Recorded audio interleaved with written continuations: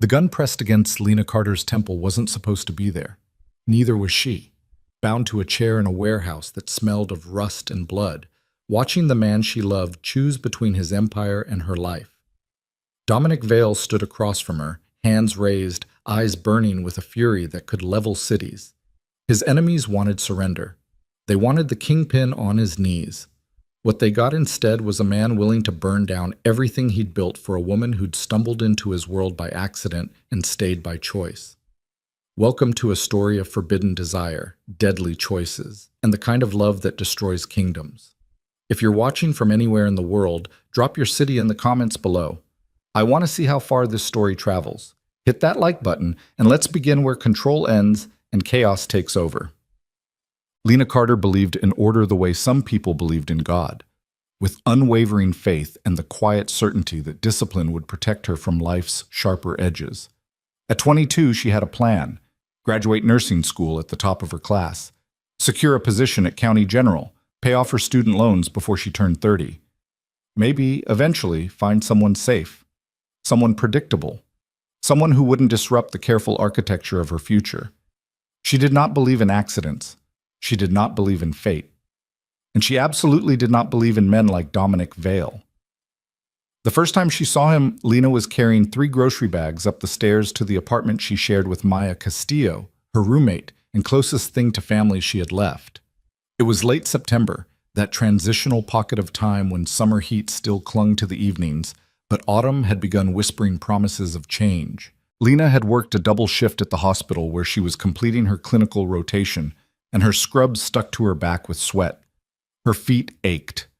Her hair had escaped its ponytail hours ago. She was thinking about nothing except a hot shower and the leftover pasta waiting in the refrigerator. She wasn't thinking about the man standing in her living room. He stood with his back to her, speaking quietly into his phone in a voice that carried the kind of authority that didn't need volume. Tall, easily 6'3", with broad shoulders that filled out his charcoal suit like it had been tailored specifically to intimidate. Dark hair, perfectly styled. Posture that suggested military training or something equally disciplined.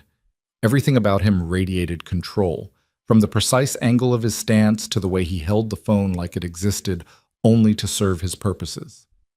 Maya looked up from the couch, her expression sheepish. "Lena, you're home early. This is my brother Dominic." "Dom, this is Lena, my roommate I told you about." Dominic turned, and Lena felt something shift in the air between them, something she would later recognize as the exact moment her carefully constructed life began to fracture. He had the kind of face that didn't need symmetry to be devastating. Sharp jawline, shadowed with stubble. High cheekbones. A mouth that suggested cruelty and sensuality in equal measure. But it was his eyes that caught her, storm gray and utterly assessing, taking her in with an intensity that felt almost physical, not leering, not even particularly interested, just measuring, like he was calculating her worth in some equation she didn't understand. "Lena." He said her name like he was testing its weight.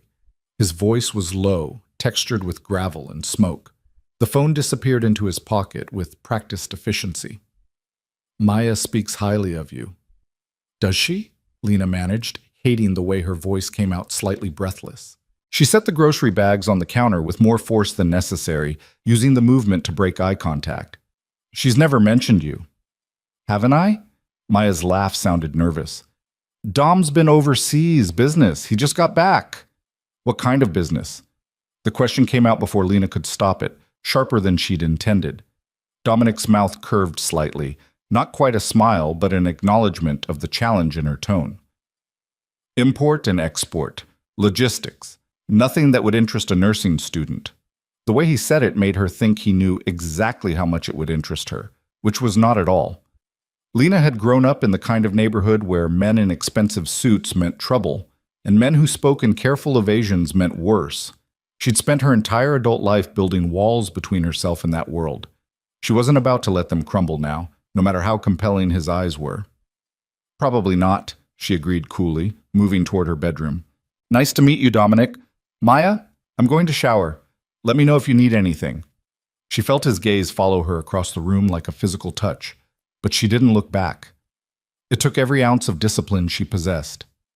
In the shower, Lena stood underwater hot enough to burn and tried to make sense of her reaction. She'd met attractive men before. She'd even dated a few, though never seriously enough for them to threaten her focus. But something about Dominic Vale had gotten under her skin in the span of 30 seconds, and she didn't like it. Didn't like the way her pulse had jumped when his eyes met hers. Didn't like the curiosity curling in her chest about what exactly import and export meant when spoken by a man who moved like violence was always an option. When she emerged 20 minutes later in sweatpants and an old university hoodie, he was gone. Maya sat alone on the couch, staring at her phone with an expression Lena couldn't quite read. "Your brother seems intense," Lena said carefully, settling into the armchair across from her. Maya's laugh was hollow. "That's one word for it." She looked up, her dark eyes troubled. "Lena, I need to tell you something about Dom, about our family." But before she could continue, her phone buzzed. Maya glanced at the screen and her face went pale. "I have to go. Family thing. I'll be back later, okay?" She was gone before Lena could ask what kind of family thing required that level of urgency at 9 o'clock on a Thursday night. The apartment felt suddenly too quiet, too empty. Lena tried to study. She had an exam on cardiac pathophysiology in 3 days, but the words swam meaninglessly across the page. Her mind kept returning to storm gray eyes and the dangerous curve of Dominic Vale's almost smile. She didn't see him again for 2 weeks. In that time, Lena almost convinced herself she'd imagined the intensity of their brief encounter. Almost convinced herself that Maya's odd behavior, the hushed phone calls, the late-night disappearances, the way she flinched at unexpected noises, had nothing to do with her brother. Almost. The second time she saw Dominic, Lena was leaving the library at midnight after a brutal study session. The campus was mostly deserted, just a few scattered students hurrying toward the dorms. October had arrived with teeth, bringing wind that cut through her jacket and made her regret not calling for a rideshare. But she only lived 6 blocks away, and she was trying to save money. She could walk. She made it 4 blocks before she realized she was being followed. The footsteps behind her were too measured to be casual, too persistent to be coincidental. Lena's heart began to hammer against her ribs. She'd taken self-defense classes. She kept her keys threaded through her fingers like a weapon. But theory and practice were very different things, and the street was dark and empty and suddenly felt much longer than 6 blocks. She turned the corner onto her street and heard the footsteps quicken. Her apartment was still 2 blocks away. Too far. She pulled out her phone with shaking hands, trying to decide who to call: campus security, 911, Maya. When a car pulled up beside her. A black SUV with tinted windows, expensive and ominous in the streetlight. The back window rolled down and Dominic Vale looked out at her with an expression of mild irritation. "Get in." Lena's instinct was to refuse, to keep walking, to trust in statistics in populated areas, and the basic assumption that strange men in black SUVs were exactly the kind of danger she'd spent her life avoiding. But the footsteps behind her were getting closer, and Dominic's eyes held a promise that looked strangely like protection. She got in. The interior smelled of leather and something darker, gunmetal and expensive cologne, and a hint of danger that made her pulse race for entirely new reasons. Dominic sat beside her, close enough that she could feel the heat radiating from his body. The driver, a man built like a weapon, with scars and cold eyes, pulled smoothly into traffic. "You were being followed," Dominic said. Not a question. A statement of fact delivered in that same low, controlled voice that seemed to fill all the empty spaces in the car. "I noticed." Lena's hands were still shaking. She clasped them together in her lap, hating the display of weakness. "How did you know?" "I've had someone watching you." He said it casually, like it was a perfectly reasonable thing to admit. "Marcus, 3 cars back. Gray sedan." Lena twisted to look out the rear window, catching a glimpse of the vehicle in question before it turned down a side street. When she looked back at Dominic, her shock had crystallized into fury. "You've been having me followed. What the hell gives you the right?" "Your roommate is my sister." His eyes never left hers, storm gray and utterly unapologetic. "That gives me the right to ensure her environment is secure. You're part of that environment." "I'm not a security threat. I'm a nursing student. I spend my days learning about renal failure and medication interactions." The most dangerous thing I do is mix up normal saline with lactated ringers. The corner of his mouth twitched, almost a smile. You're also a woman living in a neighborhood with a rising crime rate, who walks home alone at midnight 3 times a week. That makes you vulnerable. Vulnerability attracts predators. And what are you? The question came out quieter than she'd intended, weighted with something she didn't want to examine too closely. Dominic leaned back against the seat, still watching her with that unsettling intensity. I'm the thing predators are afraid of. It should have sounded ridiculous, melodramatic. Instead, it sounded like a promise carved from stone and reinforced with blood. Lena believed him completely, which terrified her almost as much as the man who'd been following her in the dark. Where are we going? She asked, suddenly aware that they'd passed her street 2 turns ago. Your apartment, the long way. Dominic pulled out his phone, typed something rapidly. Marcus will stay outside tonight. Make sure your shadow doesn't come back. I don't need a bodyguard. You do. He looked up from the phone, and something in his expression made her breath catch. But I understand the instinct to refuse protection. It feels like admitting weakness. It's not. It's admitting that some threats require more than good intentions and pepper spray. Lena wanted to argue, wanted to maintain her independence and her carefully constructed boundaries and all the rules she'd built her life around. But the truth was, she'd been genuinely frightened out there in the dark. And Dominic Vale, with his bodyguards and his black SUVs and his absolute certainty, represented a kind of safety she'd never experienced before. It also represented danger of an entirely different sort. Why does Maya need watching? She asked instead. What kind of business are you really in, Dominic? The car pulled up in front of her building. Through the window, Lena could see the gray sedan Marcus had mentioned taking up position across the street. Dominic reached past her to open the door, his arm brushing against her shoulder with a contact that felt deliberate. The kind where vulnerabilities get exploited, he said quietly. The kind where people I care about become targets. Maya chose to distance herself from that world. I respect her choice, but I won't let her pay for my mistakes. And me? What am I in all this? He looked at her then with an expression she couldn't quite read, something between regret and hunger, and a calculation so complex she couldn't begin to parse it. You're the variable I didn't account for, the one thing in Maya's life that I can't control or predict or safeguard through conventional means. Because I'm not part of your world. Because you're exactly the kind of person my world destroys. He held her gaze for a moment longer, then nodded toward the door. Get some sleep, Lena. Marcus will be here until morning. She should have left then. Should have climbed out of the car and returned to her ordinary life and her careful plans and her faith in discipline over chaos. But something made her pause with her hand on the door handle. Thank you, she said quietly. For tonight. For making sure I got home safe. Dominic's expression didn't change, but something shifted in his eyes. A crack in that perfect control. There and gone so quickly she almost missed it. Don't thank me. Everything I do has a price. You just haven't figured out what you're going to pay yet. It should have sounded like a threat. Instead, it sounded like a warning wrapped around something that felt dangerously close to desire. Lena got out of the car and walked into her building without looking back.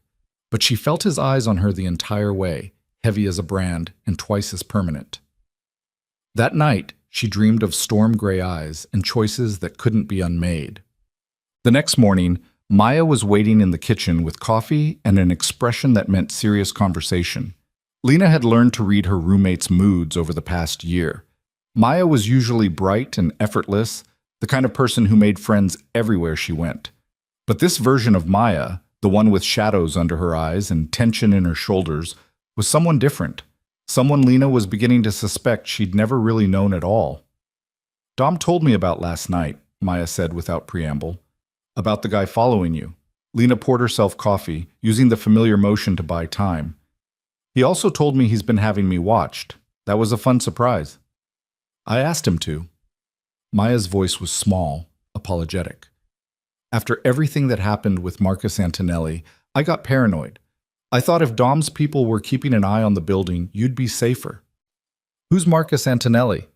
Lena settled into the chair across from her, cradling the warm mug between her palms. And what happened?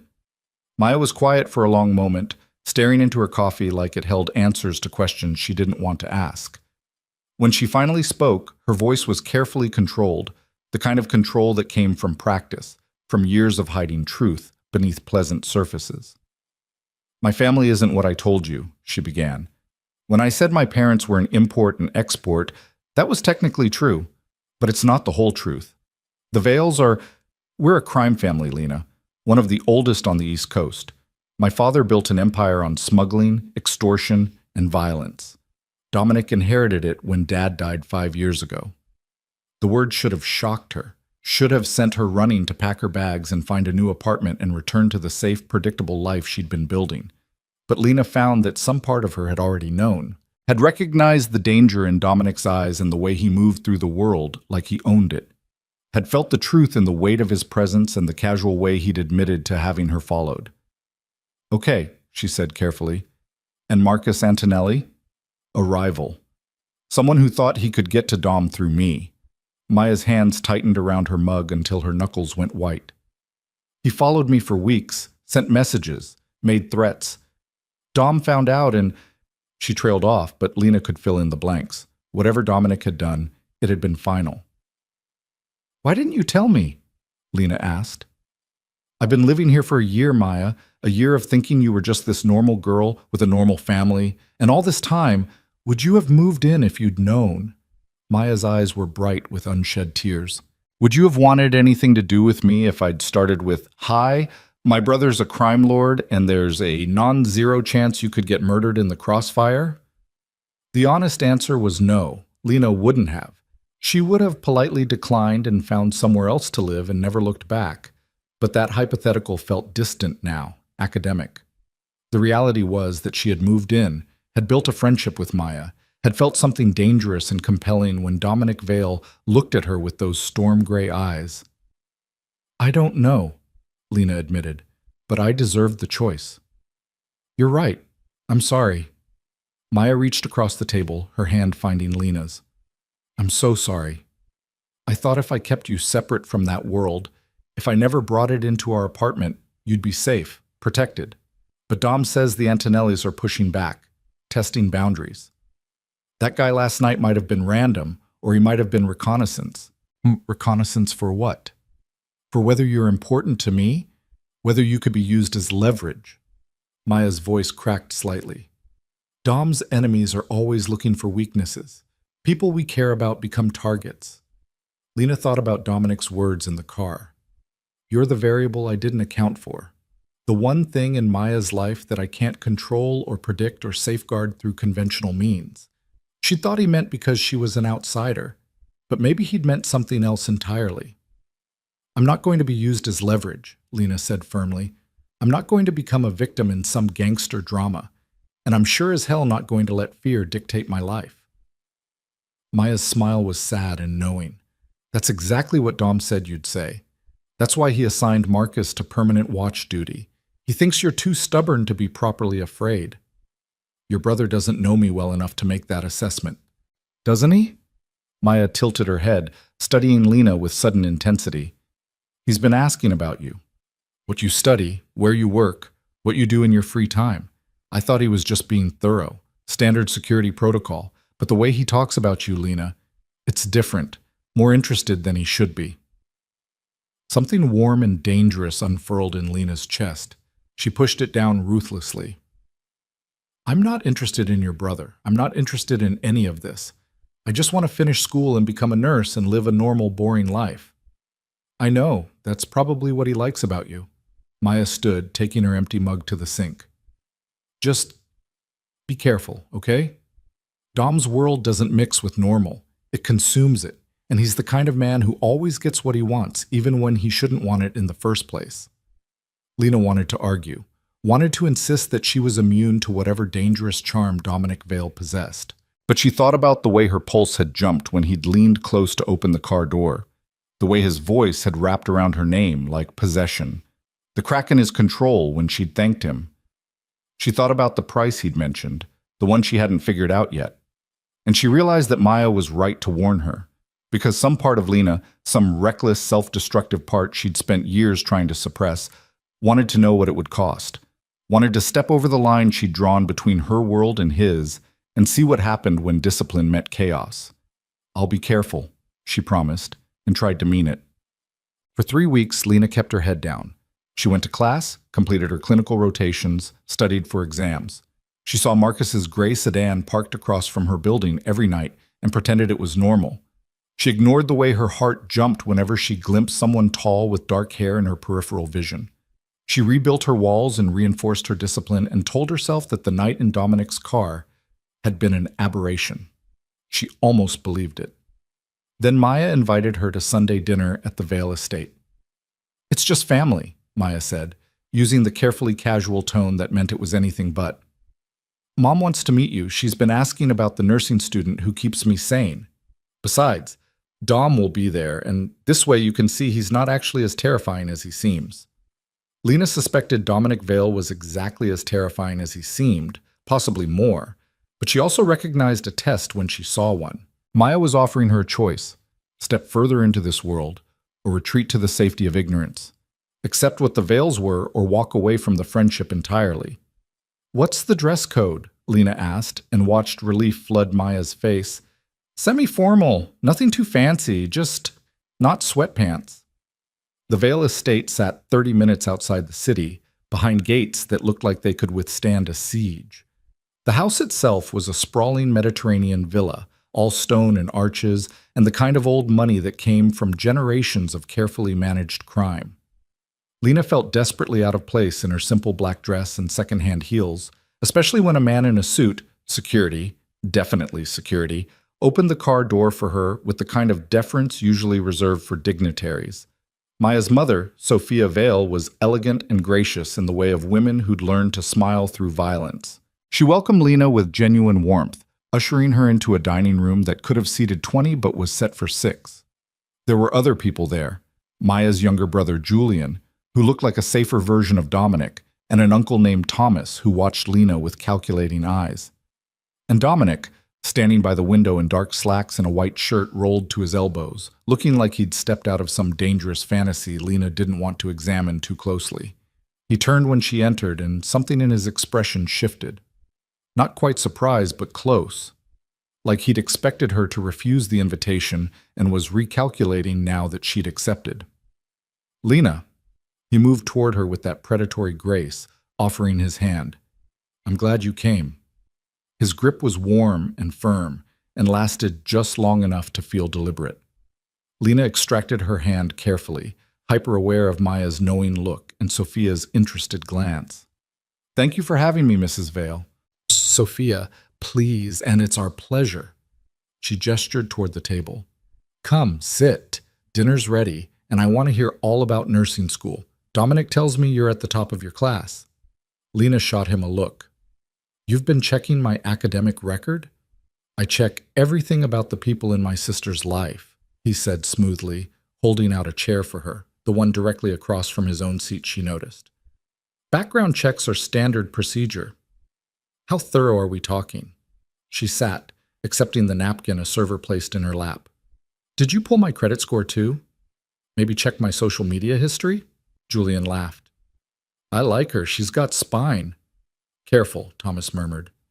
Dominic doesn't like being challenged. But Dominic was smiling. Not the almost smile from before, but something genuine and unexpected that transformed his entire face. "On the contrary, Uncle, I find challenges refreshing. Most people are too afraid to push back." "Most people have the sense to be afraid of you," Maya pointed out, accepting a glass of wine from the server. Dinner was surreal.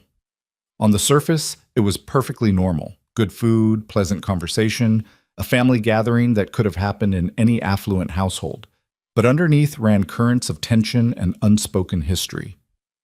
The way Thomas and Dominic exchanged looks when discussing business opportunities. The way Sophia's smile tightened whenever anyone mentioned the Antonellis. The casual references to territorial disputes and strategic partnerships that sounded like corporate speak, but clearly meant something far more dangerous. And through it all, Lena felt Dominic's attention on her like a physical weight. He wasn't obvious about it, didn't stare or make inappropriate comments, but she could feel him tracking her reactions, cataloging her responses to each revelation about his world. After dinner, Sophia insisted on showing Lena the gardens. Maya went with them, leaving the men to their brandy and whatever discussions they had when women weren't present.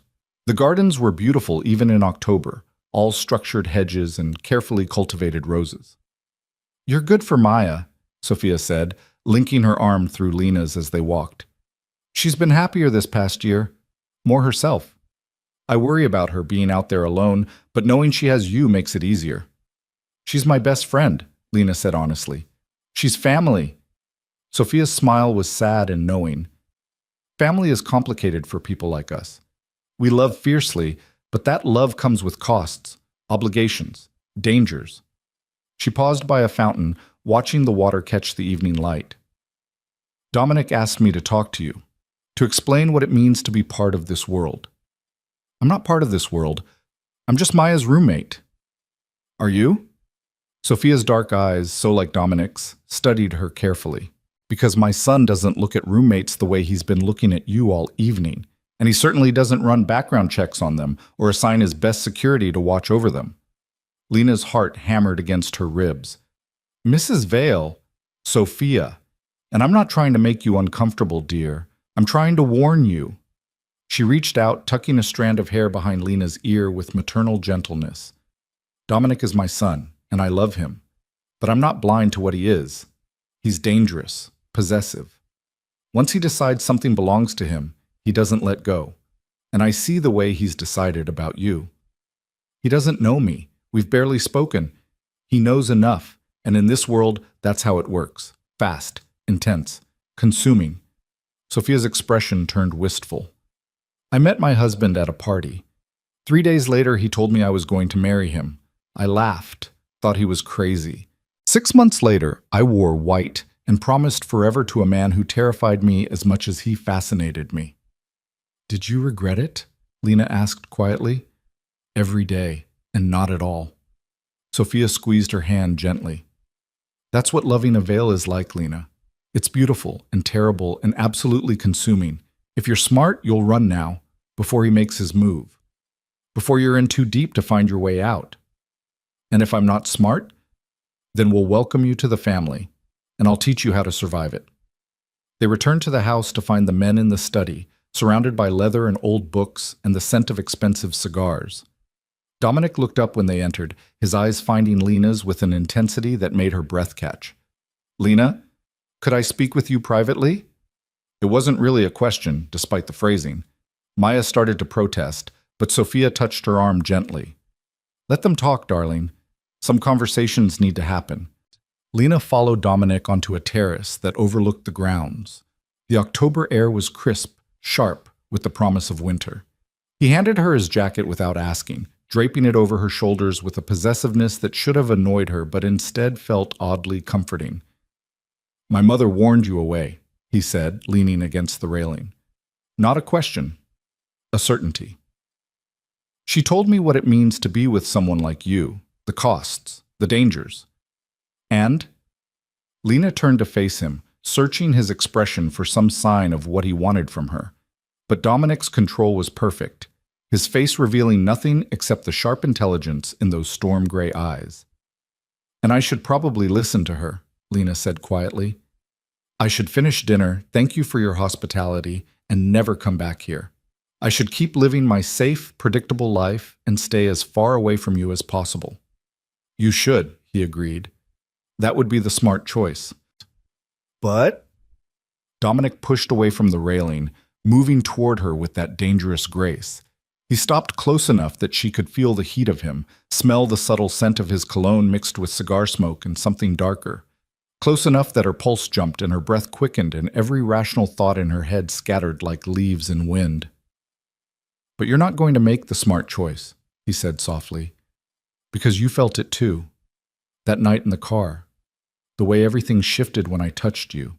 The way the air changed when our eyes met. That's not—" But she couldn't finish the denial, because it was a lie, and they both knew it. His hand came up, fingers brushing her jaw with a gentleness that contradicted everything she knew about him. "I don't believe in accidents, Lena, or fate, or any of the pretty lies people tell themselves about why they make reckless choices. But I believe in this. in whatever's happening between us. Nothing's happening between us. We're strangers who've had 3 conversations. Are we? His thumb traced her lower lip, and Lena's entire body went liquid. Because I know you wake up at 5:30 every morning to run 3 miles before class. I know you take your coffee black with 1 sugar, and you have a scar on your left knee from falling off your bike when you were 7.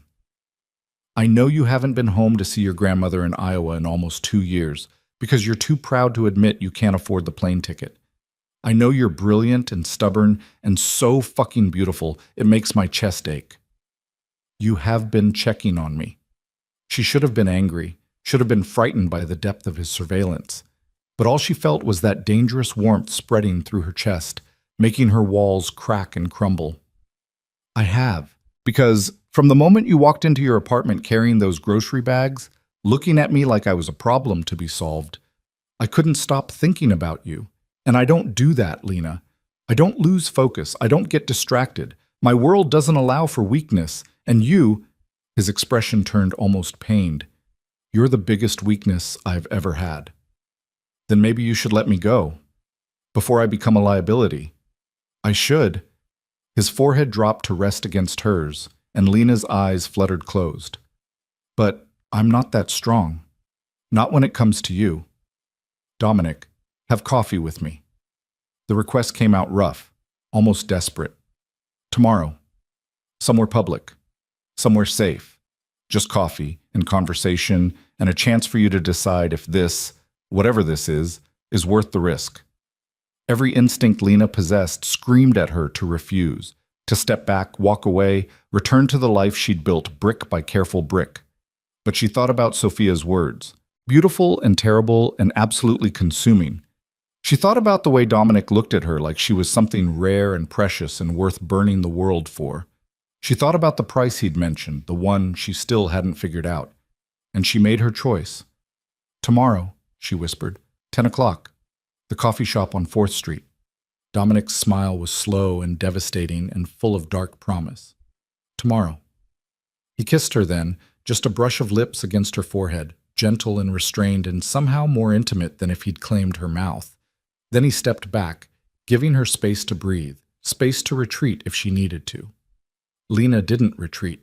She stood there on the terrace wearing his jacket, feeling the ghost of his touch on her skin, and knew with absolute certainty that she'd just crossed a line she could never uncross.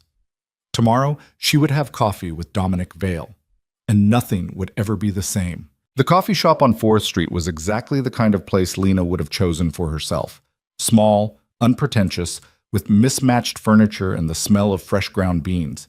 She arrived 15 minutes early because punctuality was armor, a way to maintain control when everything else felt dangerously unstable. She ordered her usual black coffee with 1 sugar and claimed a table by the window where she could watch the street, where she could watch for him. Dominic arrived exactly at 10 because men like him didn't run late and didn't make excuses. He moved through the coffee shop like he owned it, drawing eyes without seeming to notice or care. He'd dressed down from the formal dinners and business meetings, dark jeans, a charcoal sweater, leather jacket, but somehow still managed to look like he'd stepped out of some expensive catalog. Dangerous and beautiful and completely out of place among the college students and freelance writers hunched over their laptops. He spotted her immediately, his expression softening in a way that made her chest tight. When he reached her table, he didn't sit right away. Just stood there looking at her like he was trying to memorize the moment. "You came," he said quietly. "Did you think I wouldn't? I thought you might wake up this morning and remember all the reasons this is a terrible idea." He pulled out the chair across from her, settling into it with that controlled grace. "I'm glad you didn't." A server appeared, young and clearly flustered by Dominic's presence. He ordered an espresso without looking at the menu, his attention never leaving Lena's face. When they were alone again, the silence stretched between them. Not uncomfortable, but weighted with everything they hadn't said.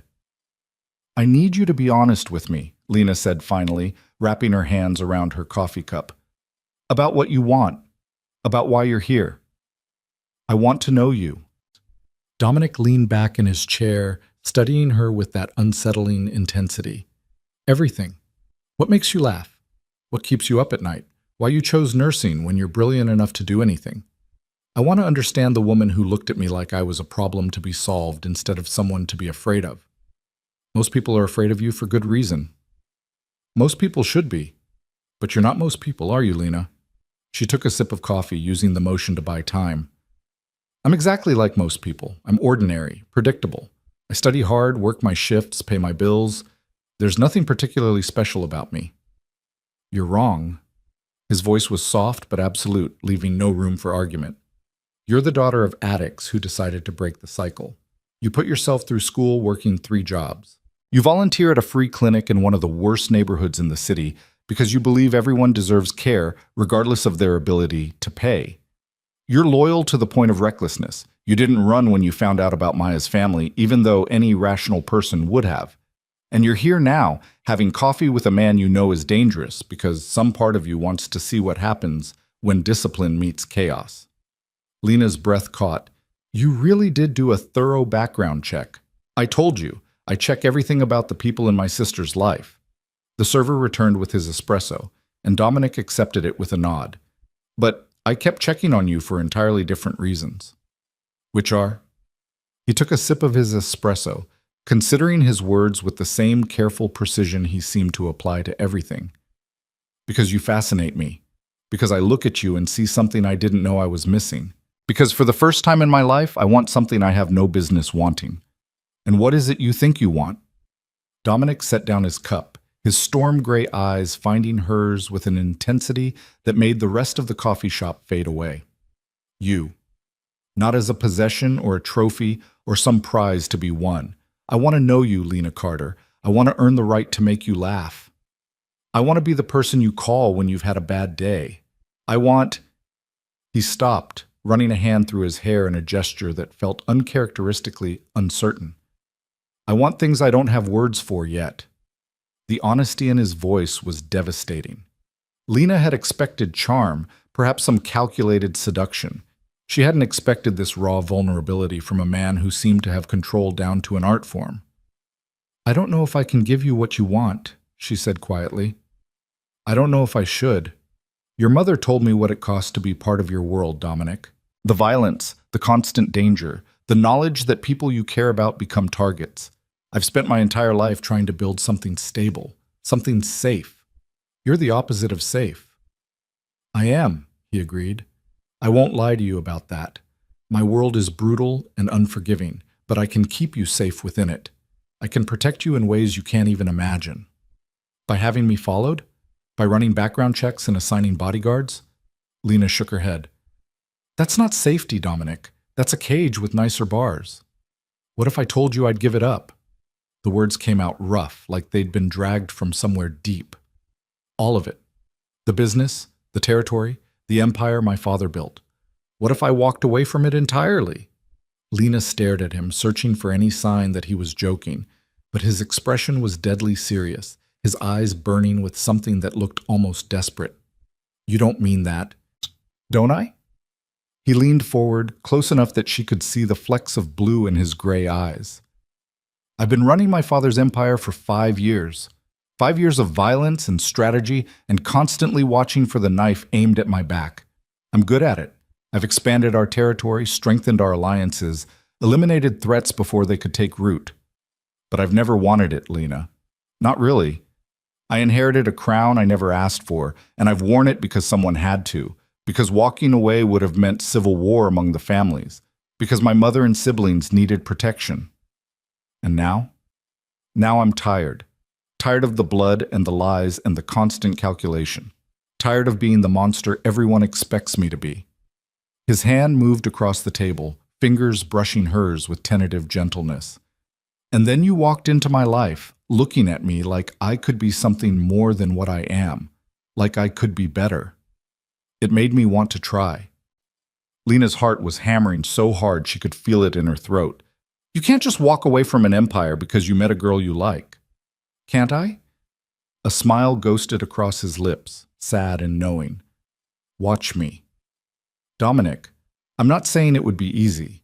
I'm not saying it wouldn't take time and careful planning and probably more violence before I could extract myself completely.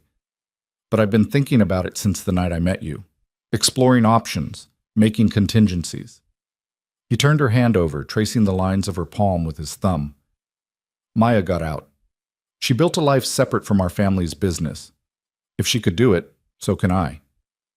Maya didn't have an empire depending on her leadership. No, she just had me standing between her and everyone who wanted to use her as leverage. His grip on her hand tightened slightly. I can find someone else to take over. My Uncle Thomas has been angling for more power for years. Or I could engineer a merger with one of our allied families. The point is, it's possible. Difficult, but possible. Lena pulled her hand back, needing space to think clearly. This was too much, too fast. A week ago, she'd been a nursing student with a carefully planned future. Now she was sitting in a coffee shop while a crime lord offered to give up his empire for the chance to date her. "Why me?" she asked. "You could have anyone. Someone from your world who understands the rules, who wouldn't be shocked by what you do. Someone sophisticated and beautiful and, I don't want someone from my world." Dominic's voice was firm, absolute. I've been surrounded by that kind of person my entire life. Women who see the power and the money and want a piece of it. Who calculate their smiles and measure their words and play games I'm too tired to enjoy. You're real, Lena. You look at me and see a person, not a position. You challenge me instead of flattering me. You make me want to be better instead of just more powerful. That's a lot of pressure to put on someone you barely know.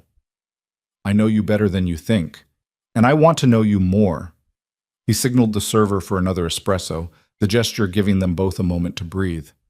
Tell me about Iowa. About your grandmother, about why you haven't been home in 2 years.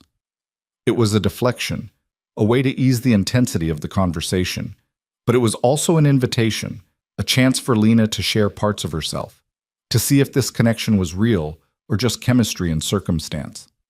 So she told him, about growing up in a small town where everyone knew everyone's business, about her parents and their addictions, the revolving door of rehab and relapse that had defined her childhood.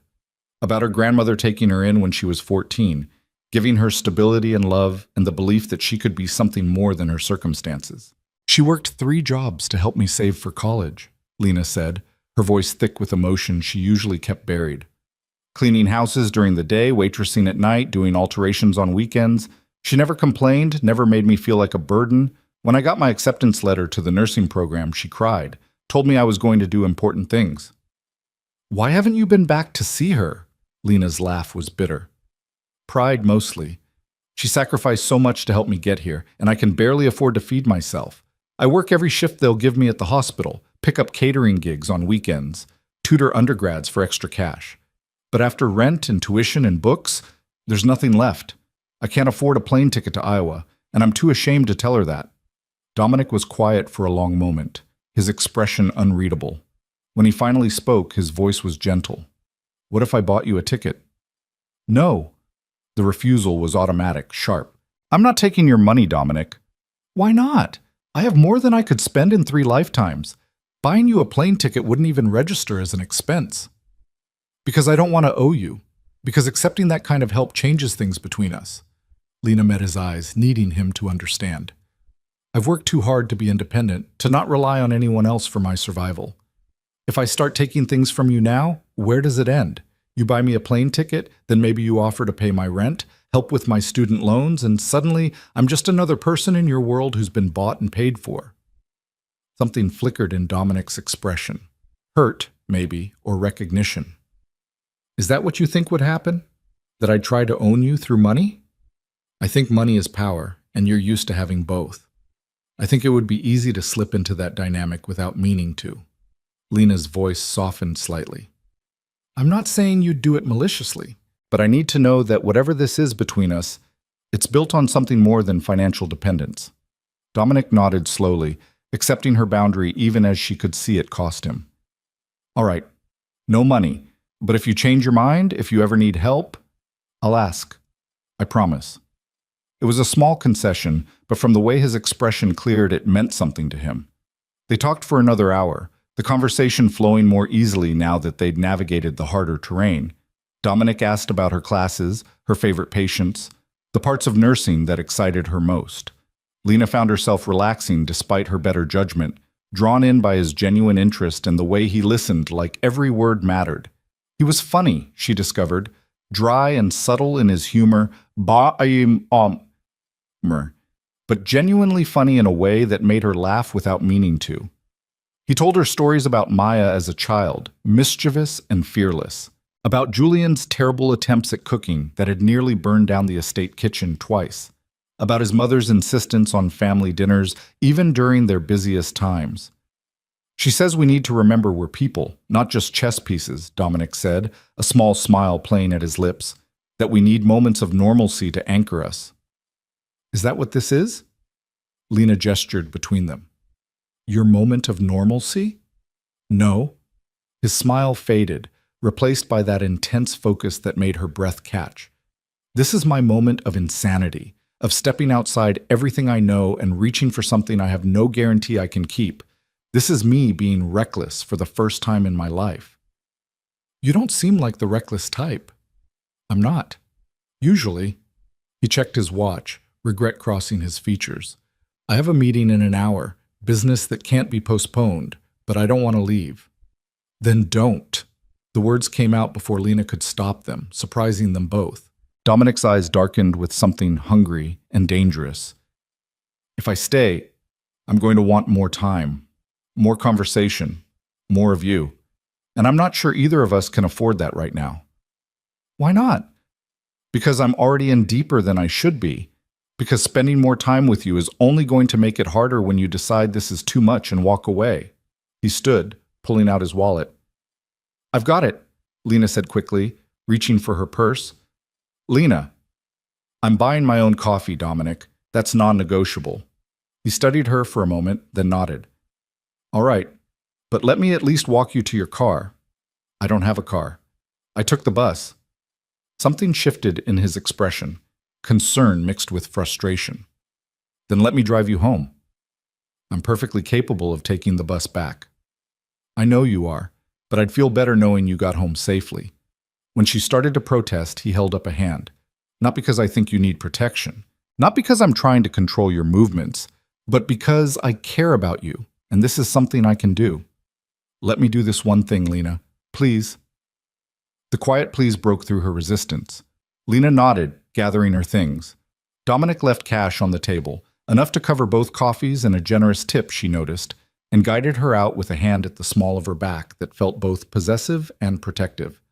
His car was parked half a block away, a sleek black sedan that probably cost more than Lena would make in 5 years. He opened the passenger door for her, waited until she was settled before closing it with careful precision. The interior smelled of leather and his cologne, intimate and overwhelming in the enclosed space. Where to? He asked, starting the engine. Lena gave him her address, then settled back against the seat. They drove in comfortable silence for a few minutes, the city scrolling past the windows. She watched Dominic's hands on the steering wheel, strong and capable, and tried not to think about how they'd felt brushing against her skin. Can I ask you something? She said finally. Anything. That night you picked me up when I was being followed. How did you know? Marcus was watching the building, but you were there within minutes. Like you'd been close by. Dominic's jaw tightened almost imperceptibly. I was at a restaurant 2 blocks from campus. Business dinner that was running late. I saw your location on my phone. Wait, my location? Lena sat up straighter.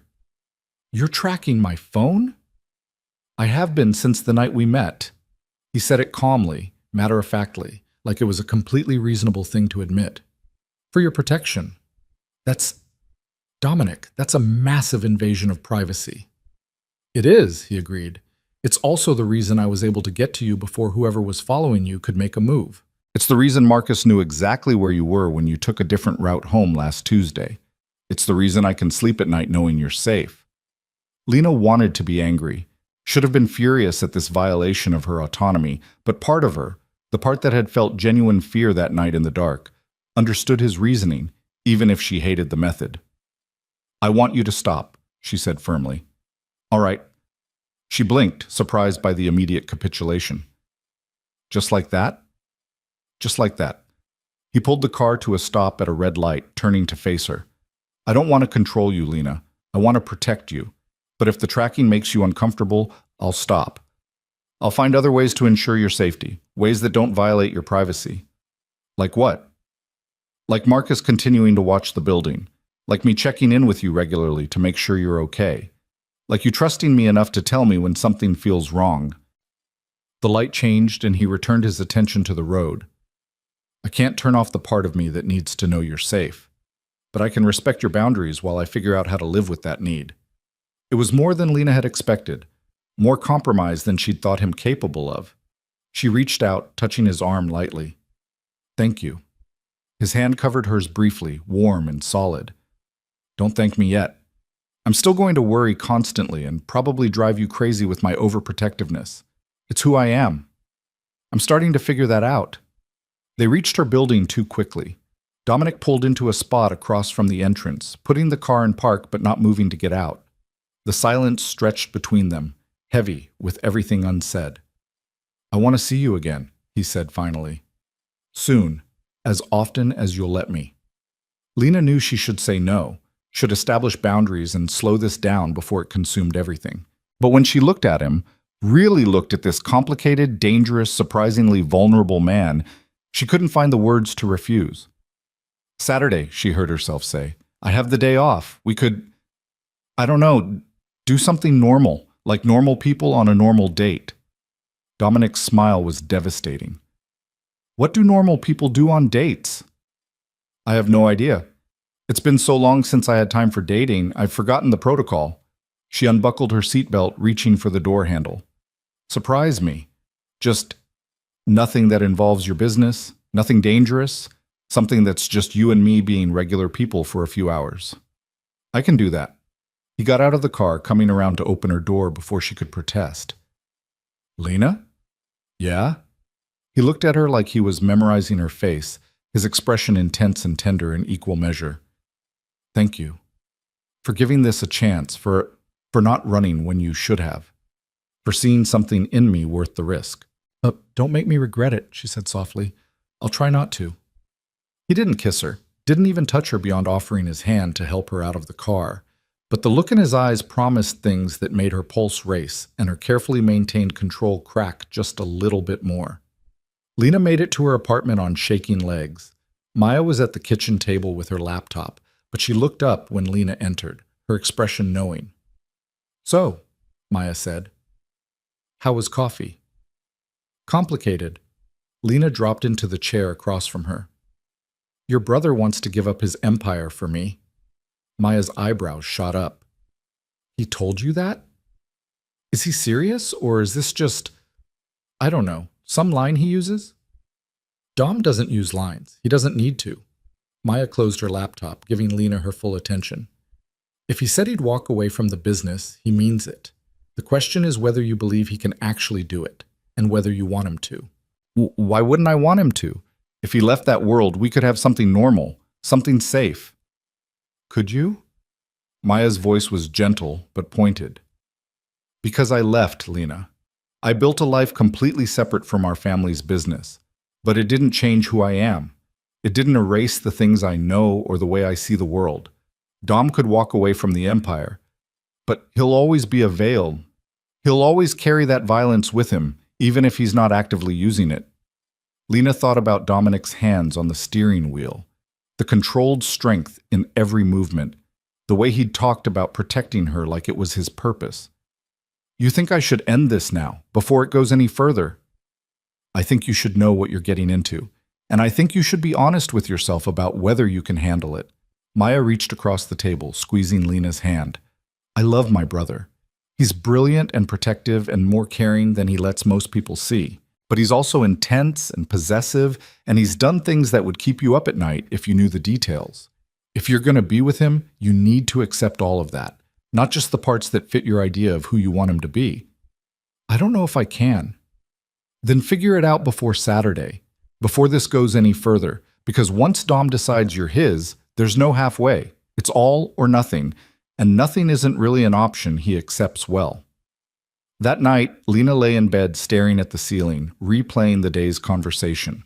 She thought about Dominic's offer to walk away from his empire, his vulnerability when he'd admitted to wanting things he had no words for, The way he'd respected her boundaries about the tracking while making it clear he couldn't stop worrying about her safety. She thought about her grandmother in Iowa, working 3 jobs to give her a chance at a better life, about the careful plans she'd made, the future she'd been building brick by disciplined brick, about the woman she'd worked so hard to become, independent, focused, in control. And she thought about how all of that felt suddenly insufficient, like she'd been building a life that was safe but small, protected but lonely. Like maybe discipline and control weren't armor at all, but walls that kept out danger and possibility in equal measure.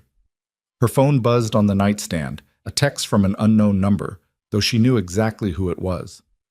"I stopped the tracking, but I'm still going to worry. Sleep well, Lena." She stared at the message for a long moment, then typed a reply. "Worrying is allowed. Violating my privacy isn't. See you Saturday." His response came almost immediately, already counting the hours. Lena set the phone aside, a smile tugging at her lips despite everything. She was in trouble. Deep, complicated, dangerous trouble. And the terrifying part was that some reckless piece of her didn't care. She thought about Sophia's words at the estate.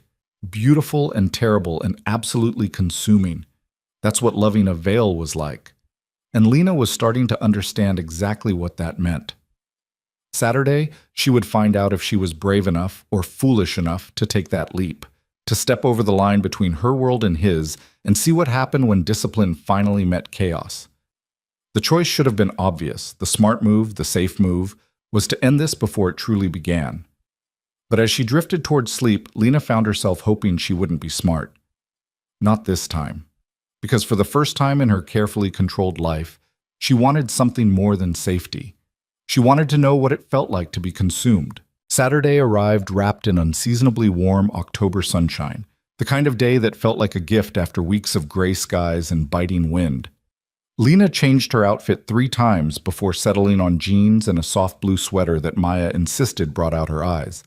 She felt ridiculous, nervous in a way she hadn't experienced since high school, when every social interaction felt loaded with the potential for humiliation or triumph. Dominic texted at 9:30 to say he'd pick her up at 11.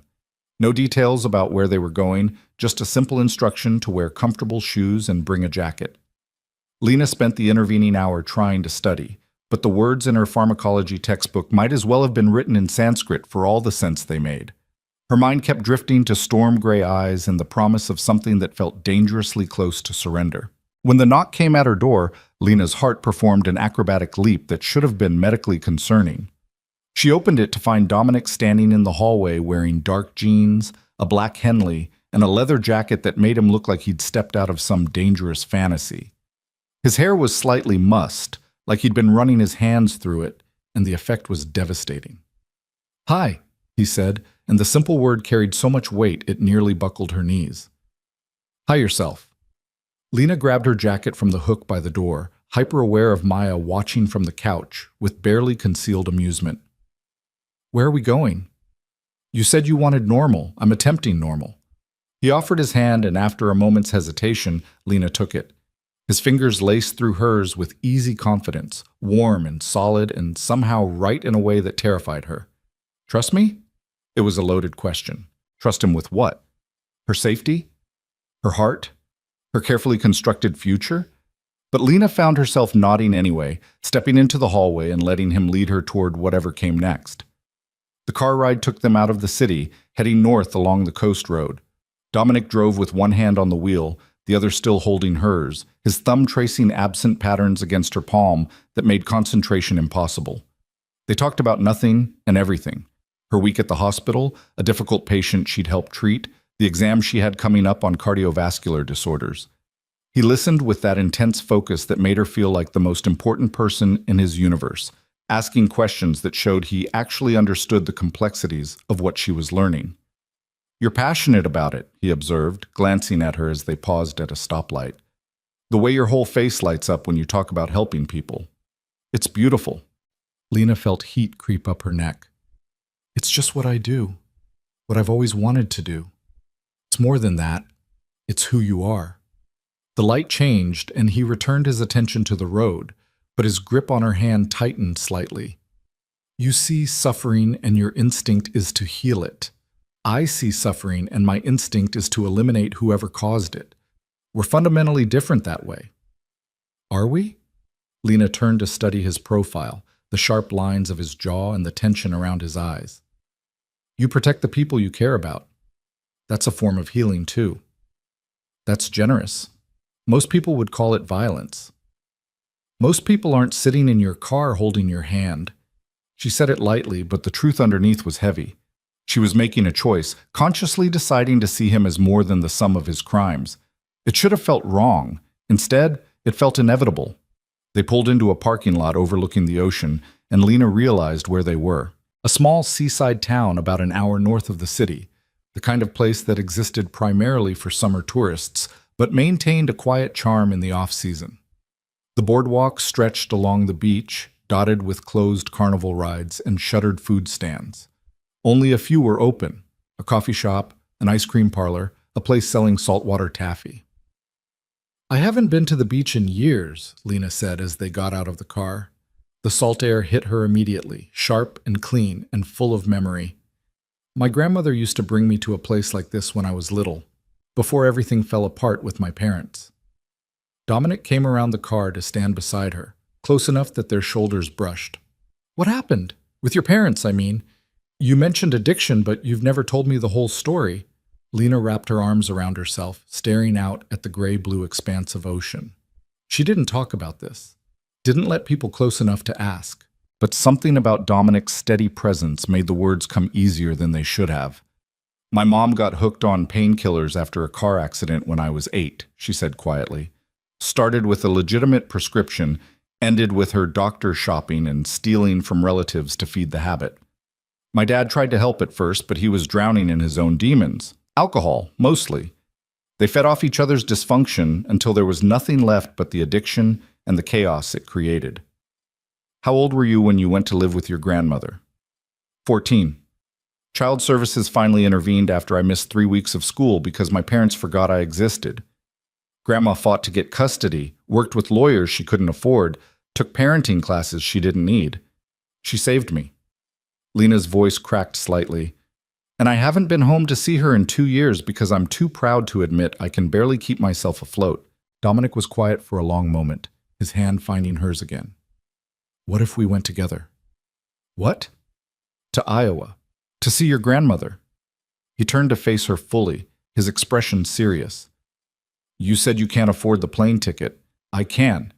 And before you argue about taking my money, hear me out. I'm not buying you a ticket as charity.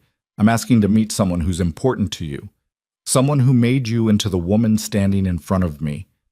Let me pay for both of us to go, as part of this, whatever this is we're building. Lena wanted to refuse on principle, but the longing to see her grandmother, to show her that she was okay, that the sacrifices had been worth it, that longing overrode her pride. She'll ask questions about who you are, what you do. I'll tell her the truth, that I'm a man trying very hard to be worthy of her granddaughter. His thumb brushed against her cheek, wiping away a tear she hadn't realized had fallen. And that I'm failing most of the time, but I keep trying anyway. Dominic, let me do this, Lena. Please. Not because I think you need saving, but because some things are too important to let pride stand in the way. She nodded, not trusting her voice.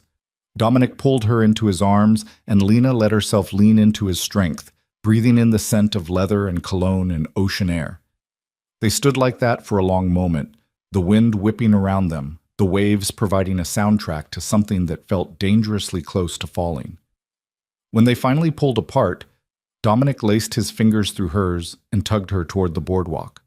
Come on, I promised you normal, and normal people don't stand in parking lots having emotional moments. They walk on beaches and eat overpriced ice cream and pretend the rest of the world doesn't exist. The boardwalk was mostly empty, just a few families and couples enjoying the unexpected warmth. They walked slowly, hands linked, stopping occasionally to peer into shop windows or watch the waves crash against the shore. Dominic bought them both ice cream from a parlor that had been operating since 1952, according to the faded sign. Lena got mint chocolate chip. He got black cherry, and then promptly stole bites of hers when she wasn't looking. This is nice, she said, licking her cone. Normal. Easy. Is it? Dominic's smile was slight, almost self-deprecating.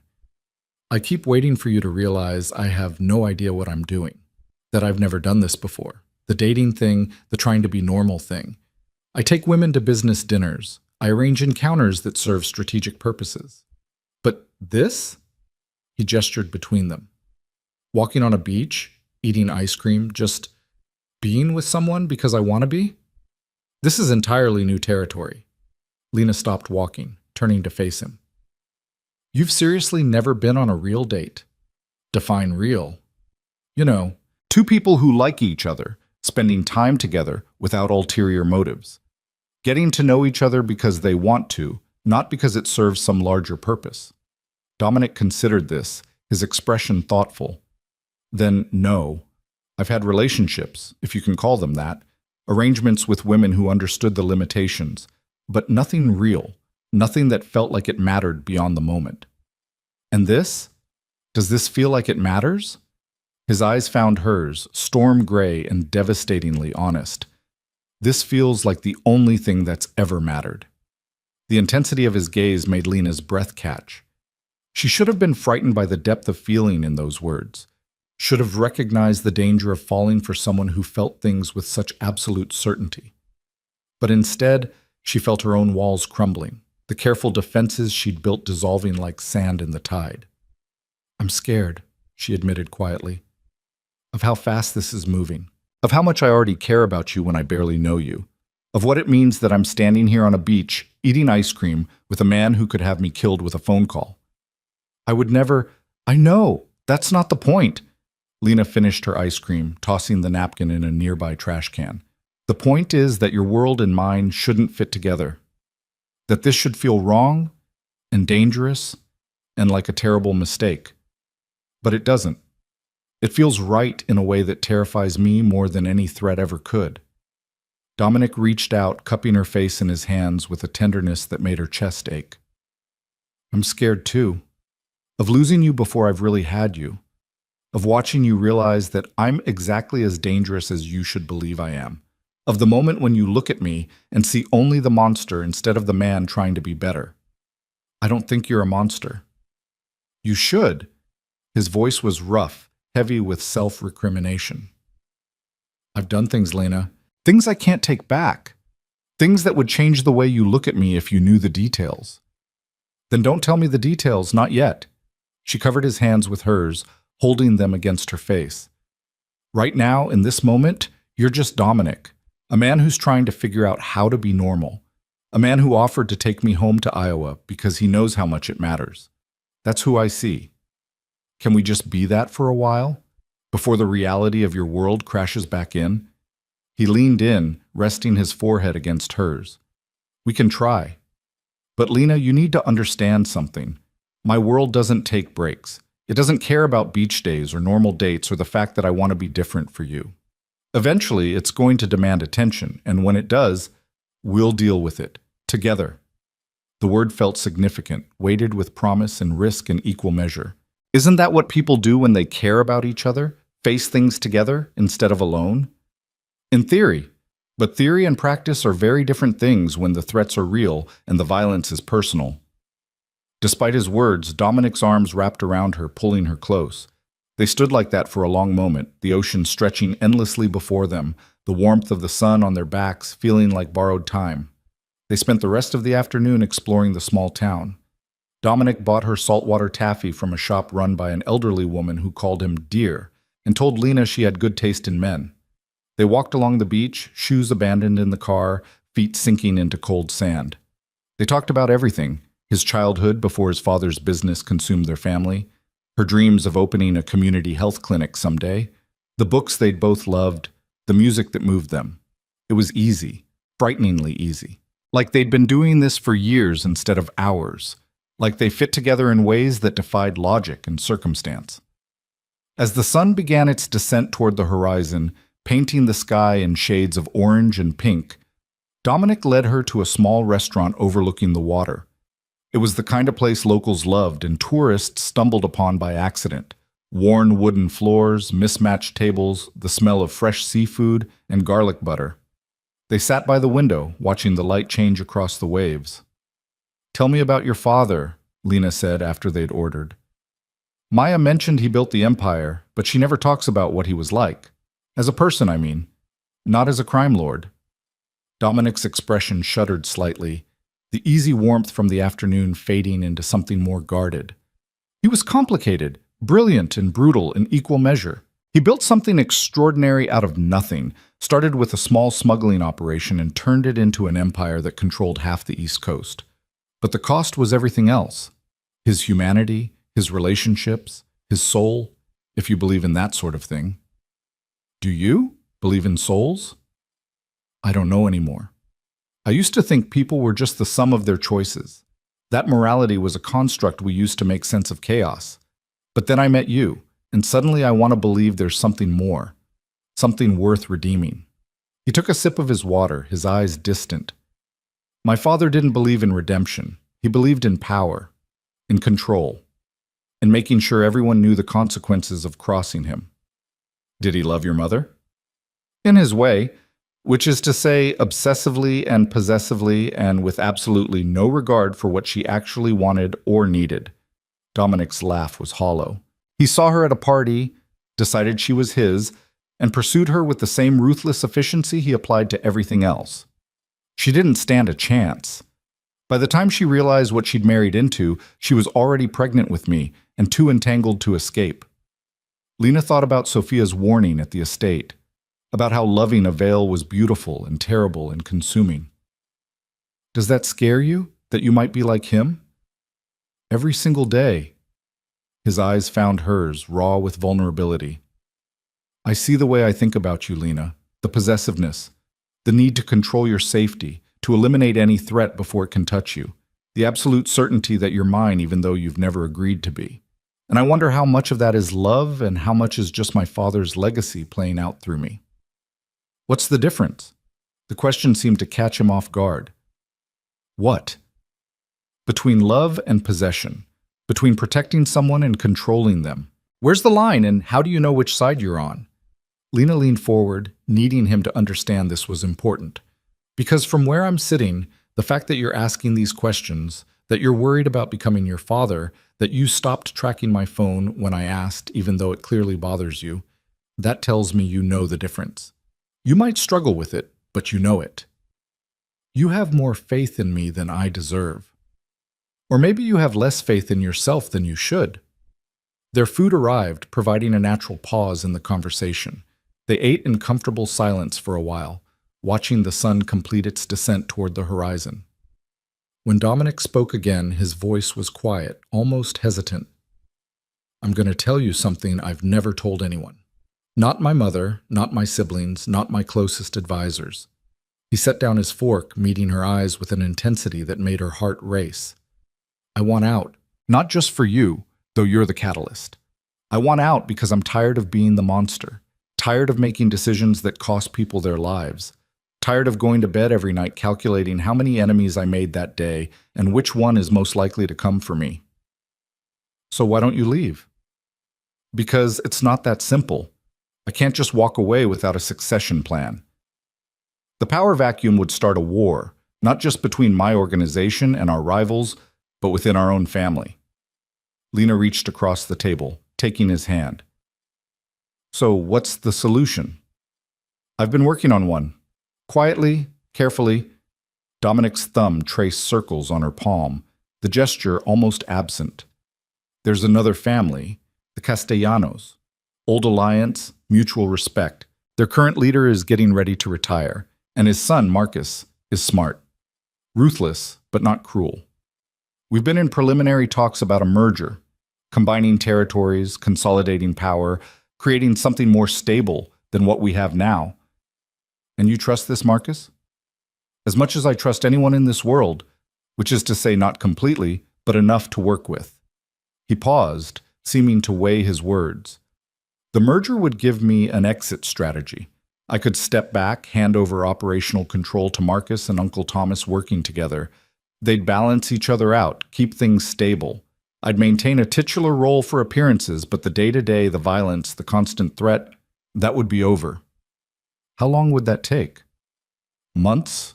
Maybe a year. There are deals to negotiate, alliances to shore up, potential rivals to neutralize before they can take advantage of the transition. His grip on her hand tightened. I'm telling you this because I need you to understand that I meant what I said about walking away, about building something different. But I also need you to understand it won't happen overnight, and the period between now and then is going to be dangerous. Lena absorbed this, trying to reconcile the man sitting across from her with the reality of what he was describing. Mergers and power vacuums and neutralizing rivals. It sounded like corporate strategy, but she knew the stakes were measured in blood rather than stock prices. What do you need from me? She asked finally. Patience. Understanding that there will be times I can't tell you everything. Trust that I'm working towards something better even when it looks like I'm doing the opposite. He brought her hand to his lips, pressing a kiss to her knuckles. And if I'm asking too much, if this is more than you can give, tell me now. Before I'm in so deep I can't find my way back out. Lena thought about her carefully constructed life, her plans for a safe and predictable future. She thought about her grandmother's sacrifices and her own hard-won independence. She thought about all the reasons she should stand up, walk away, return to the world where the most dangerous thing she faced was a difficult patient or a failed exam. And then she thought about the way Dominic looked at her like she was something precious and rare. The way he'd offered to take her home to Iowa, not because he wanted to buy her affection, but because he understood how much it mattered. The way he'd admitted to being scared and uncertain and desperately trying to be better than what he was born to be. I'm not going anywhere, she said, and watched relief flood his features. But I need you to promise me something. Anything. Don't lie to me. Even if the truth is ugly or dangerous or something you think I can't handle, don't lie to protect me from reality. I'm stronger than I look, Dominic. I've survived things that would break most people. I can handle the truth. What I can't handle is being kept in the dark about things that might affect my life. I promise. His voice was solemn, weighted with the gravity of an oath. No lies, even when the truth is hard. They finished dinner as the last light faded from the sky, leaving the world bathed in twilight. The drive back to the city felt too short, like they were racing toward an ending neither of them wanted. Dominic drove with one hand on the wheel, the other holding hers, and Lena memorized the feeling of his palm against hers, warm and solid and real. When they pulled up in front of her building, neither of them moved to get out. They sat in the idling car, the engine humming, the city night pressing in around them.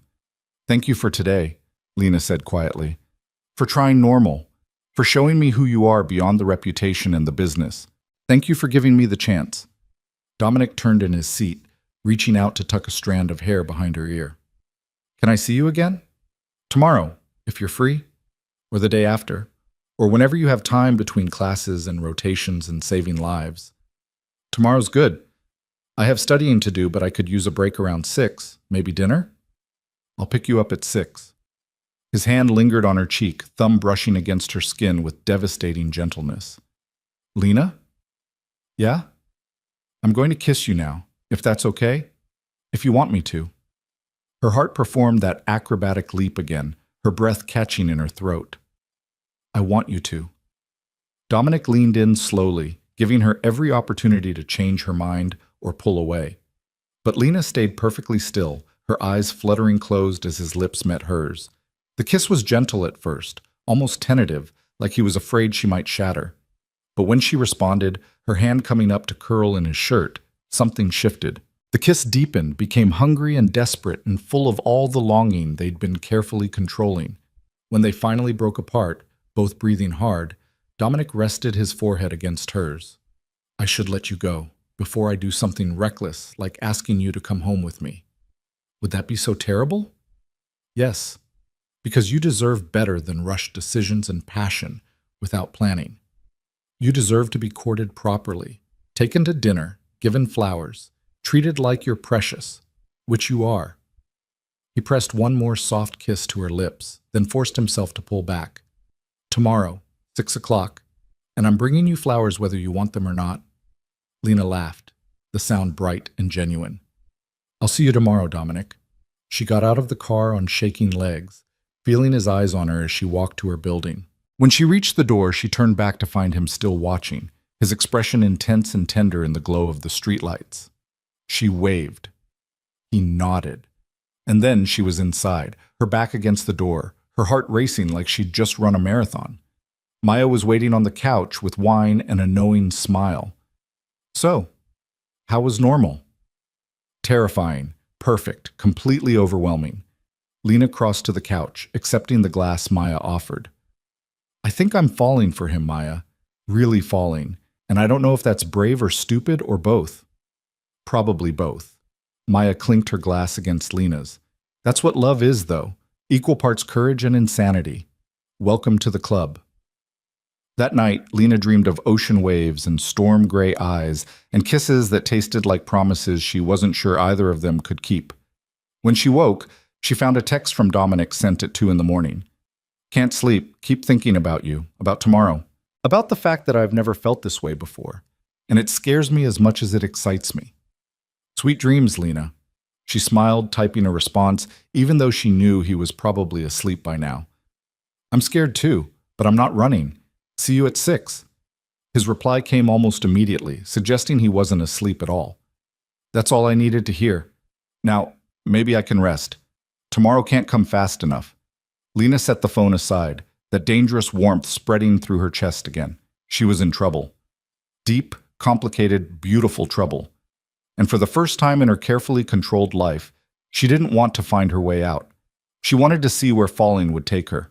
Tomorrow arrived carrying more weight than a single day should hold. Lena went through her morning routine on autopilot. The early run, the shower, the carefully selected outfit that looked effortless but had taken 20 minutes to choose. She tried to study, but cardiovascular pathophysiology held no appeal when her own heart was performing arrhythmias every time she thought about seeing Dominic again.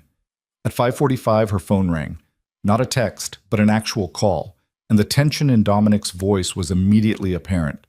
Lena, I need you to listen to me very carefully and not panic. His words were clipped, controlled, but she could hear the fury underneath. Are you at home? Yes. What's wrong? Stay there. Lock the door. Don't open it for anyone except me or Marcus. I'm sending him to your building now.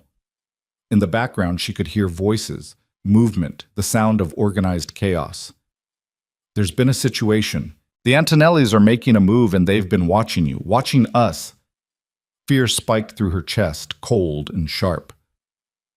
Dominic, what kind of move? The kind where they try to prove they're still relevant by going after what matters to me. His voice dropped lower, dangerous. I won't let them touch you, Lena. I swear to you, I won't let anyone hurt you. But I need you to trust me and do exactly what I'm telling you. I'm scared. I know, I'm sorry. This is exactly what I was afraid of, my world bleeding into yours.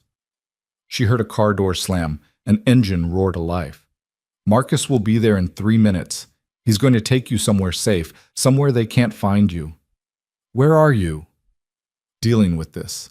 Making sure the Antonellis understand what happens when they threaten what's mine. The possessiveness in his voice should have frightened her. Instead, it felt like armor, like protection wrapped in violence and absolute certainty. I'll come for you as soon as it's safe. Could be a few hours, could be longer. But I will come for you, Lena. I promise. The line went dead before she could respond. Lena stood frozen in her kitchen, phone clutched in shaking hands, trying to process what was happening. This was real.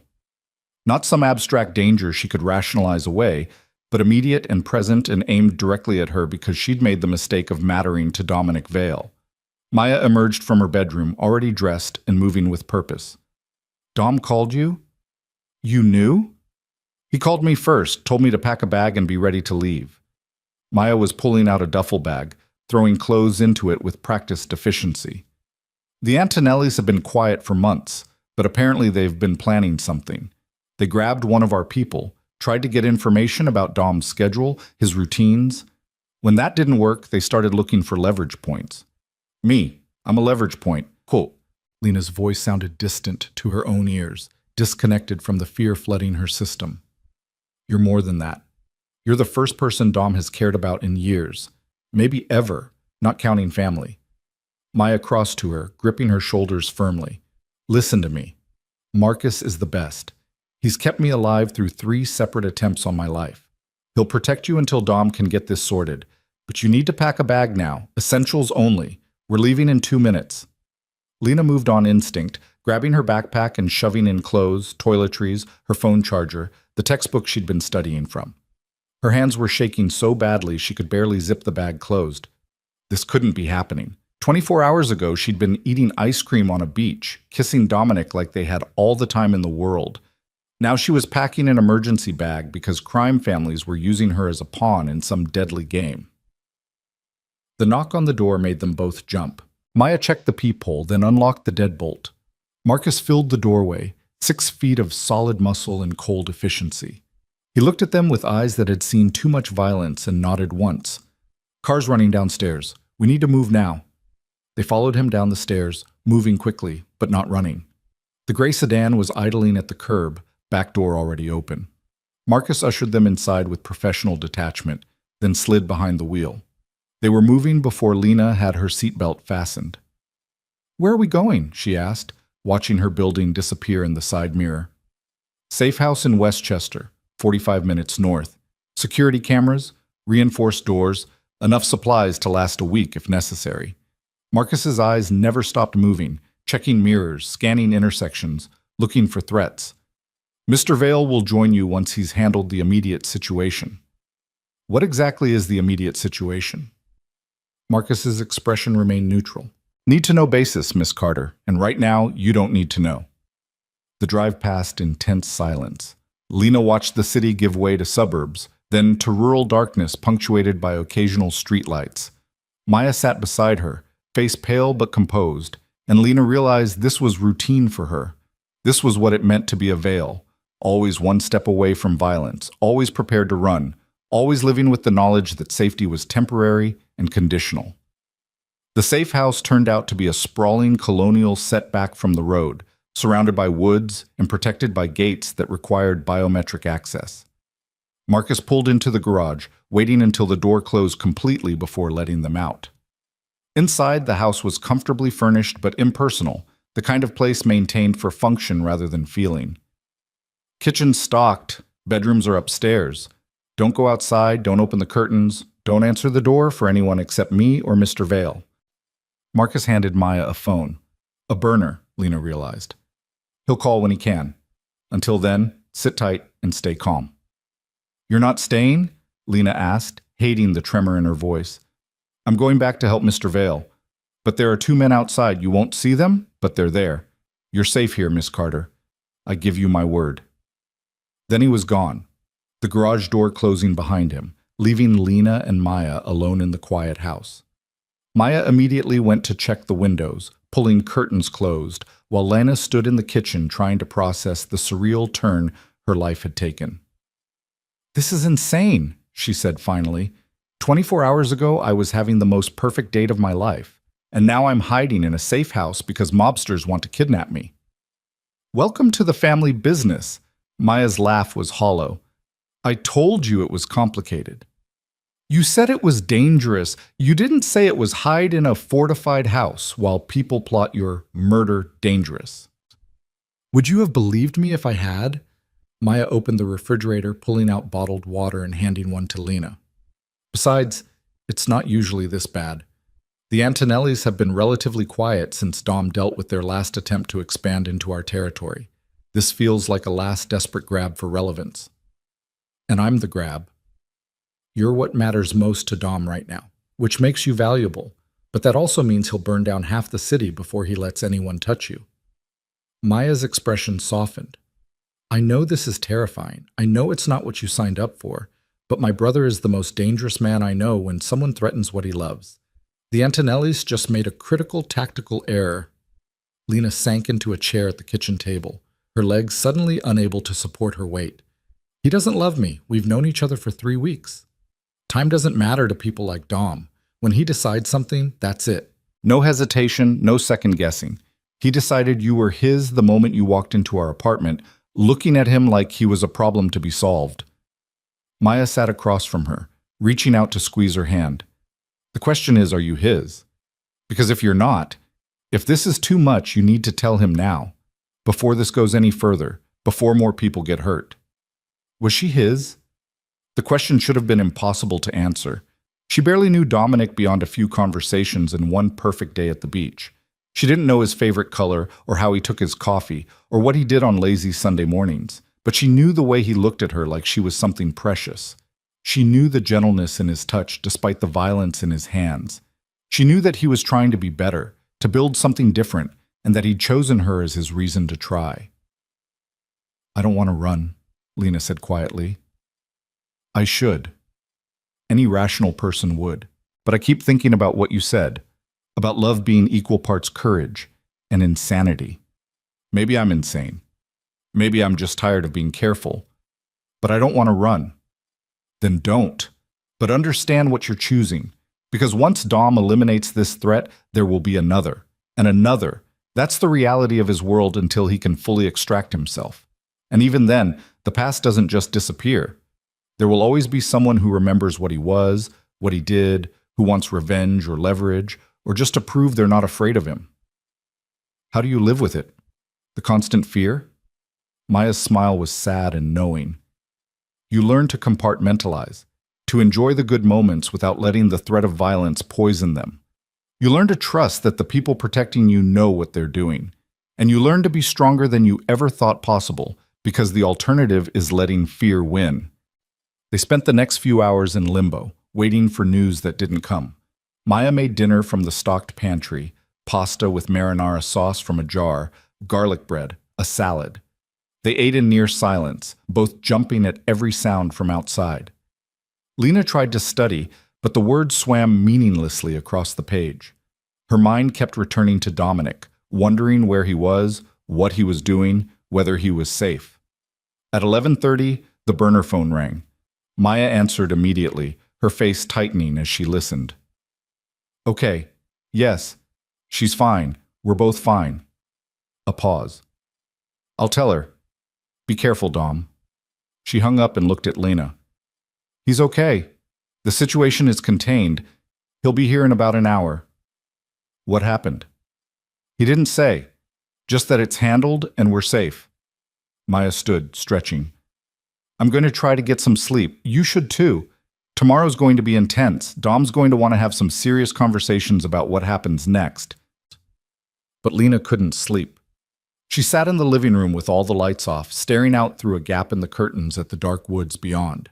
Somewhere out there, men with guns were watching the house, keeping her safe from threats she couldn't see. And somewhere closer, Dominic was driving through the night to get to her, probably shot, voice covered in blood, and consequences she didn't want to imagine. She heard the car before she saw it, the low rumble of an engine cutting through the silence. Headlights swept across the trees as a black SUV pulled into the driveway. The garage door opened, closed. And then Dominic was there, moving through the house with purpose until he found her in the darkened living room. He looked like he'd been through hell. His clothes were disheveled, his knuckles were bruised and split, and there was a cut above his left eyebrow that had been cleaned but not properly treated. But his eyes were fierce and alive and locked onto her with an intensity that stole her breath. "Lena." Her name came out rough, almost broken. "Are you hurt? Did anyone touch you?" "I'm fine. Marcus got us out before anything could happen."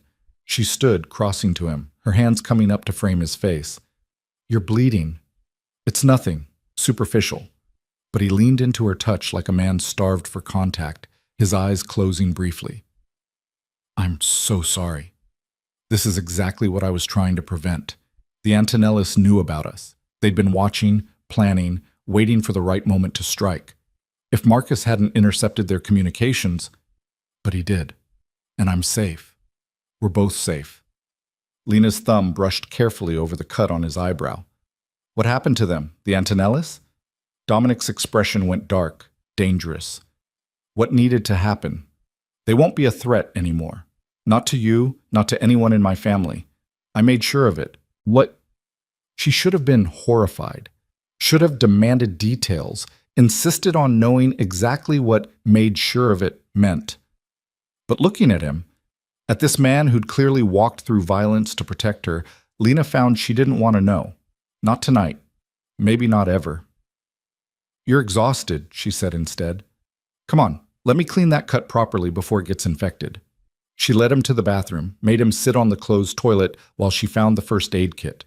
Dominic watched her with those storm-gray eyes as she cleaned the wound with gentle efficiency, her nursing training taking over.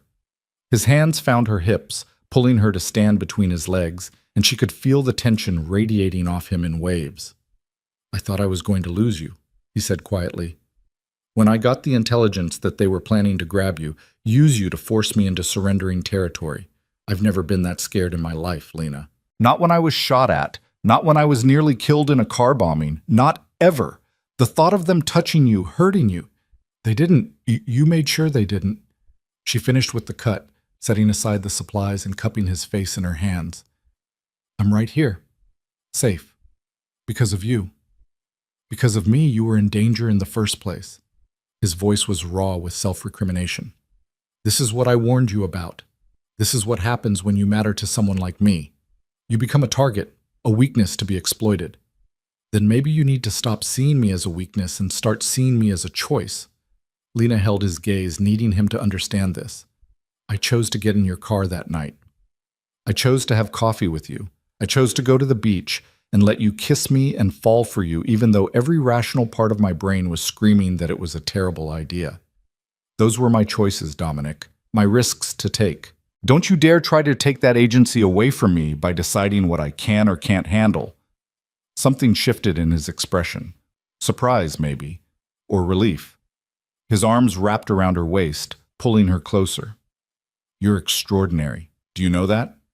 Most people in your position would be demanding I take them home, cut all contact, pretend this never happened. But you're standing here lecturing me about agency and choice like you're not terrified." "Who says I'm not terrified?" Lena's voice dropped to barely above a whisper. "I'm absolutely terrified. Of what happened tonight, of what could have happened, of how much I already care about you, and how completely out of control this all feels. But I'm more terrified of walking away and spending the rest of my life wondering what we could have been." Dominic stood, his hands sliding up to cup her face with devastating gentleness. "I love you." The words came out fierce and certain, no hesitation, no qualification. "I know it's too soon. I know I have no right to feel this way about someone I've known for 3 weeks. But I love you, Lena Carter. You make me want to be better than I am. You make me believe redemption is possible. You make me feel human instead of monstrous." Lena's breath caught, her heart performing acrobatics against her ribs.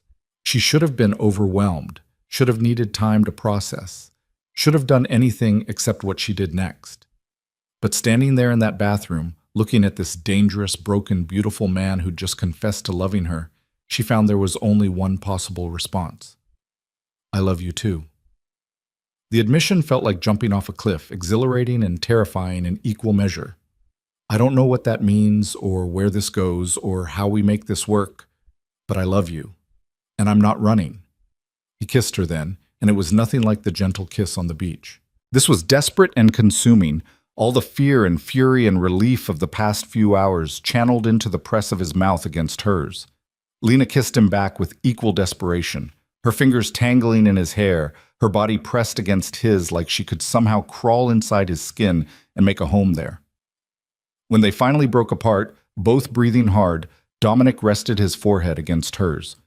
"Stay with me tonight. Just sleep. I need to know you're safe, that you're here, that this is real." "Okay." The word was simple, but it carried the weight of everything they'd just confessed.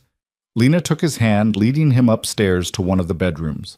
They lay down together fully clothed, Dominic's arms wrapped around her like he was afraid she might disappear if he let go. "Tell me about the merger," Lena said quietly, needing to focus on something practical, something concrete. "With the Castellanos. Is it still happening?" "It has to now. After tonight, after what I did to the Antonellis, the other families are going to be watching, waiting to see if I'm losing control. The merger will show strength, stability, that I'm not acting out of emotion but strategic necessity." His hand traced idle patterns on her back, soothing. "Marcus Castellano and I have a meeting scheduled for next week. If all goes well, we could have the framework in place within a month. And then what? Then I start the slow process of extracting myself. transferring operational control, setting up the structures that let me step back without creating a power vacuum. It could take 6 months, maybe a year. He pressed a kiss to the top of her head. I know that's a long time to ask you to wait, to live with this constant threat. But I promise you, Lena, I'm working toward an end, toward a life where I can just be Dominic, not the Vale heir, where we can have normal dates and quiet mornings and a future that doesn't involve safe houses and bodyguards. What if I don't want to wait? The words surprised even Lena, but once they were out, she realized she meant them. What if I want to be part of it? Not the violence, but the transition, the planning. I'm good at logistics, at seeing problems before they become critical. Maybe I can help. Dominic pulled back enough to look at her, his expression caught between concern and something that looked dangerously close to hope. Lena, that would mean deeper involvement in my world, meeting with people who've done terrible things, being exposed to information that could put you in even more danger. Are you sure that's what you want? I'm sure I don't want to be sidelined. I'm sure I don't want to sit in safe houses wondering if you're alive while you handle everything alone. She met his eyes steadily. You said you wanted me to be part of your life. This is your life, Dominic, the merger, the extraction plan, all of it. If we're doing this, if we're really building something together, then I need to be involved. Not as someone you protect from reality, but as someone who understands it and chooses to stay anyway. You're going to drive me crazy with worry. Good. Then we'll be even. Lena smiled, kissing him softly. I'm not saying I want to attend your strategy meetings or meet with crime bosses, but I want to understand what you're dealing with. I want to be someone you can talk to about the stress and the fear and the impossible choices. I want to be your partner, Dominic, not your kept woman stashed away in safe houses. He was quiet for a long moment, his eyes searching hers. Then he nodded slowly. Okay, but we do this my way. You stay safe, you follow security protocols, and if I tell you something is too dangerous, you trust me and back off. Deal? Deal. Lena settled back against his chest, listening to the steady rhythm of his heartbeat. Tell me about Marcus Castellano. What's he like? Smart, calculating. He's been groomed for leadership his whole life, but unlike most people in our world, he actually has vision beyond just acquiring power.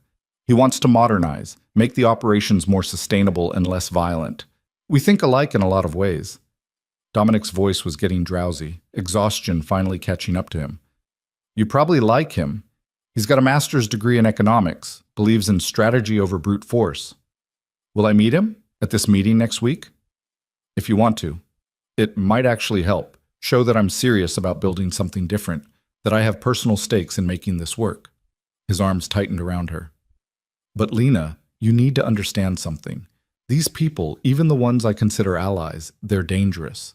They've done things that would horrify you. Meeting them, being in the same room with them, it's going to change how you see this world, how you see me. Maybe. Or maybe it'll just help me understand you better. Lena tilted her head up to kiss his jaw. I'm not naive, Dominic. I know you've done terrible things. I know the hands holding me right now have caused pain and death, but I also know those same hands were gentle when they touched my face. I know the man who confessed to being scared and wanting to be better. I'm choosing to see all of you, not just the parts that fit my comfortable worldview. What did I do to deserve you? The question was barely a whisper, heavy with wonder and disbelief. You were honest. You tried to be better. You looked at me like I mattered more than power or territory or legacy. Lena's eyes were drifting closed, the adrenaline from earlier finally wearing off. That's all anyone really wants, Dominic, to matter to someone, to be chosen. They fell asleep like that, tangled together in a safe house surrounded by armed guards, the weight of the night's violence still hanging over them. But for those few hours before dawn, wrapped in each other's arms, they were just two people who'd found something rare and precious in the most unlikely of places. When morning came, pale light filtering through the curtains, Lena woke to find Dominic already awake and watching her with an expression that made her chest ache. Hi, she murmured, her voice rough with sleep. Hi yourself. He brushed hair back from her face with gentle fingers. I've been thinking. About? About taking you to Iowa. About meeting your grandmother and showing her that you're okay, that you've built something good here. about proving to both of you that I'm worth the risk you're taking. His thumb traced her lower lip. What if we went this weekend, just you and me, away from all of this? A chance to be normal before the merger negotiations start, and things get complicated again. Lena's heart swelled. You're serious? Even after everything that happened last night? Especially after last night. The Antonellis are no longer a threat. The other families are regrouping, reassessing. We have a window of relative calm before the real work begins. He kissed her forehead, her nose, her lips with tender deliberation. Let me do this for you, Lena.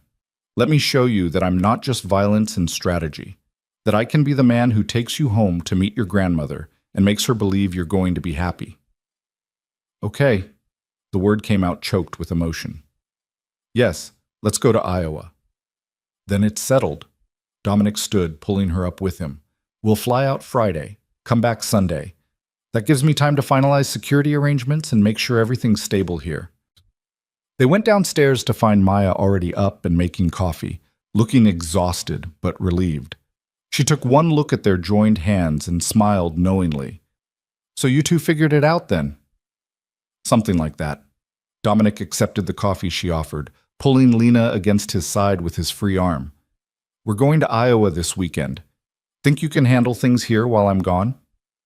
Dom, you're the boss. I don't handle things. I just survive them. But Maya's expression was fond, almost proud. Go, show Lena's grandmother what she's getting herself into. Just maybe leave out the part about the safe house and the mob war. Ease her into the whole, my grandson-in-law is a crime lord thing. Grandson-in-law? Lena's voice pitched higher. We've been dating for like 2 weeks. Can we slow down on the marriage assumptions? Dominic and Maya exchanged a look that suggested they knew something she didn't. Sure, Dominic said easily. We can slow down. Pretend I'm not already planning how to convince you to spend forever with me. Whatever makes you comfortable. Lena should have been overwhelmed, should have pumped the brakes on a relationship that was moving at breakneck speed towards something she wasn't sure she was ready for. But looking at Dominic, at this impossible man who'd confessed to loving her after 3 weeks and was willing to walk away from an empire to build something better, she found she didn't want to slow down at all. She wanted to see where falling would take them, and she was beginning to suspect it would take them somewhere extraordinary. The flight to Iowa happened on a crisp Friday morning in early November, the kind of day where autumn had finally surrendered to winter's approach. Lena sat beside Dominic in first class. He'd insisted, and she'd stopped arguing about money after realizing it was a battle she'd never win, watching clouds scroll past the window and trying to calm the anxiety coiling in her stomach. She's going to love you, Dominic said quietly, his hand finding hers on the armrest. Stop worrying.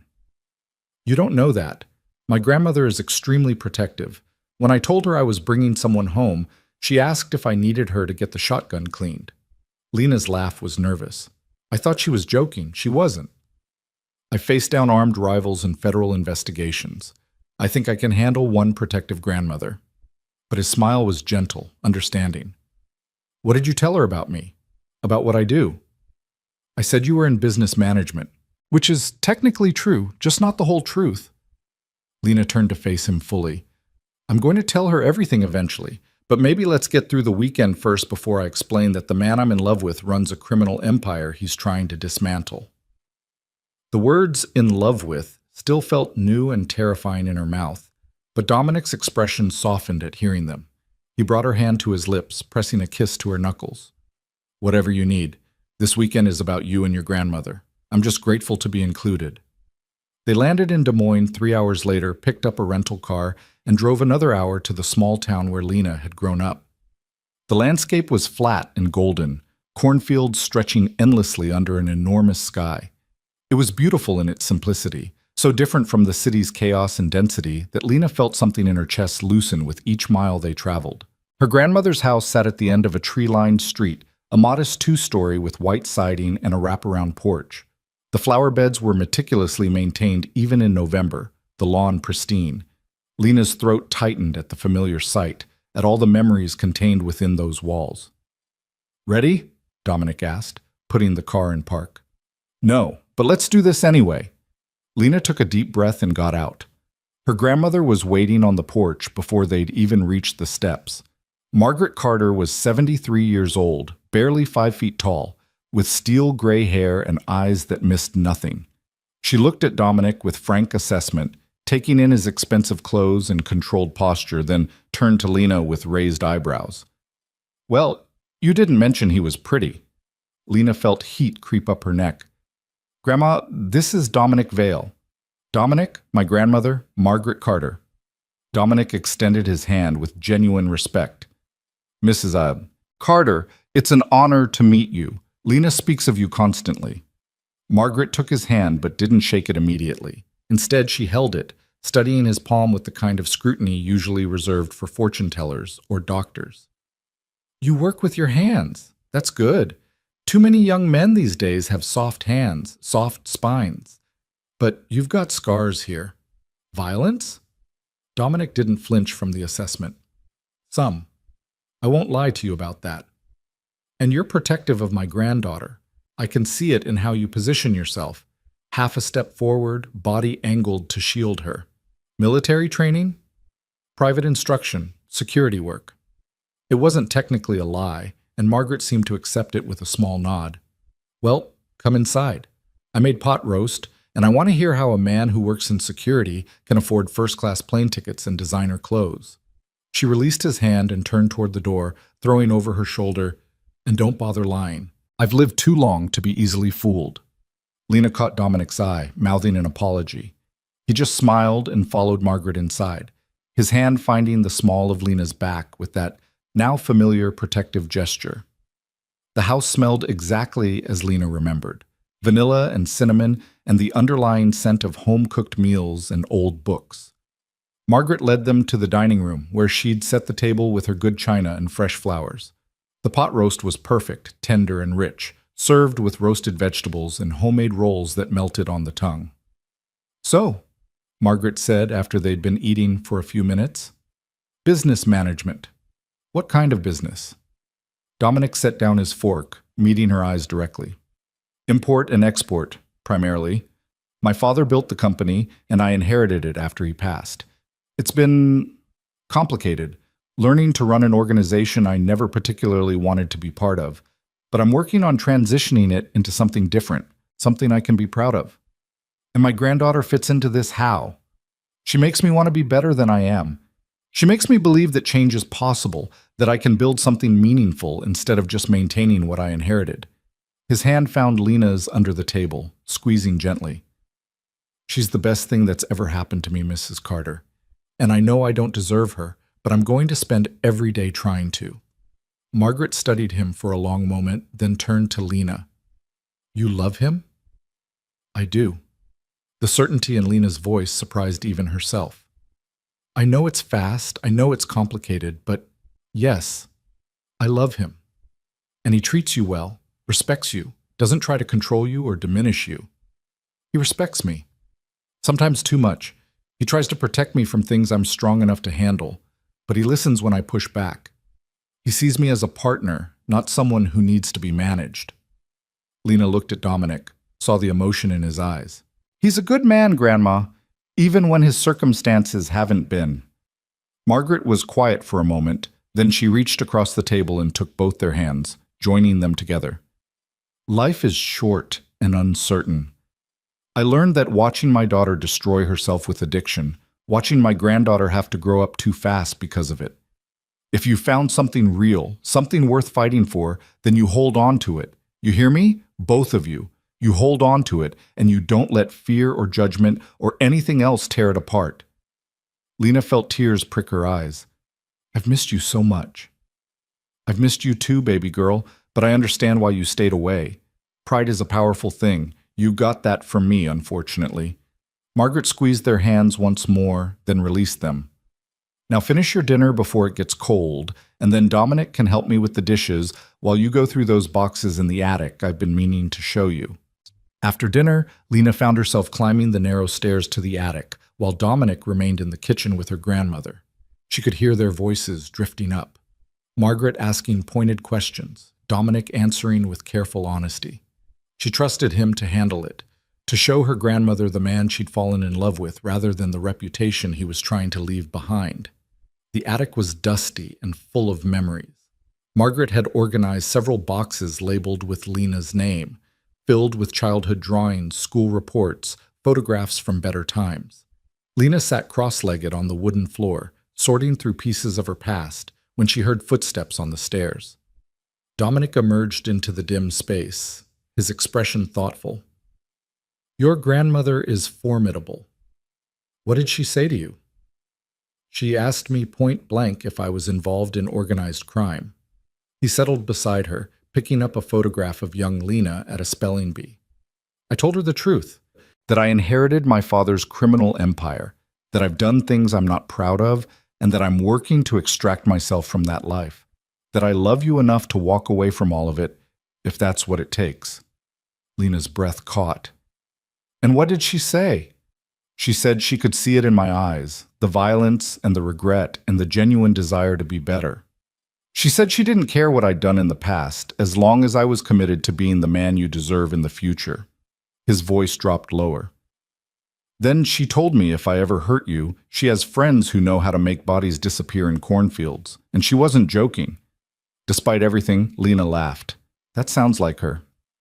They spent the next hour going through boxes together, Dominic asking questions about her childhood, about the girl she'd been before life had forced her to become someone harder and more guarded. Lena found herself sharing stories she'd buried for years, happy memories mixed with painful ones, the complicated tapestry of a life shaped by both love and loss. "I want to give her money," Dominic said suddenly, "for everything she did for you, to make sure she's comfortable, that she doesn't have to work herself into exhaustion anymore." "She won't take it. She's too proud." "Then I'll set up a trust, something that pays out monthly, disguised as Social Security or pension adjustments. She doesn't have to know it's from me." He turned to face her fully. "I have more money than I could spend in 3 lifetimes, Lena. Let me use some of it for something that actually matters. For the woman who raised the person I love." Lena wanted to argue, wanted to maintain the principle of independence she'd clung to for so long. But looking at her grandmother's house, seeing the worn furniture and the careful budgeting evident in every corner, she found she couldn't. Margaret had sacrificed everything for her. If Dominic wanted to give something back, who was she to refuse on her grandmother's behalf?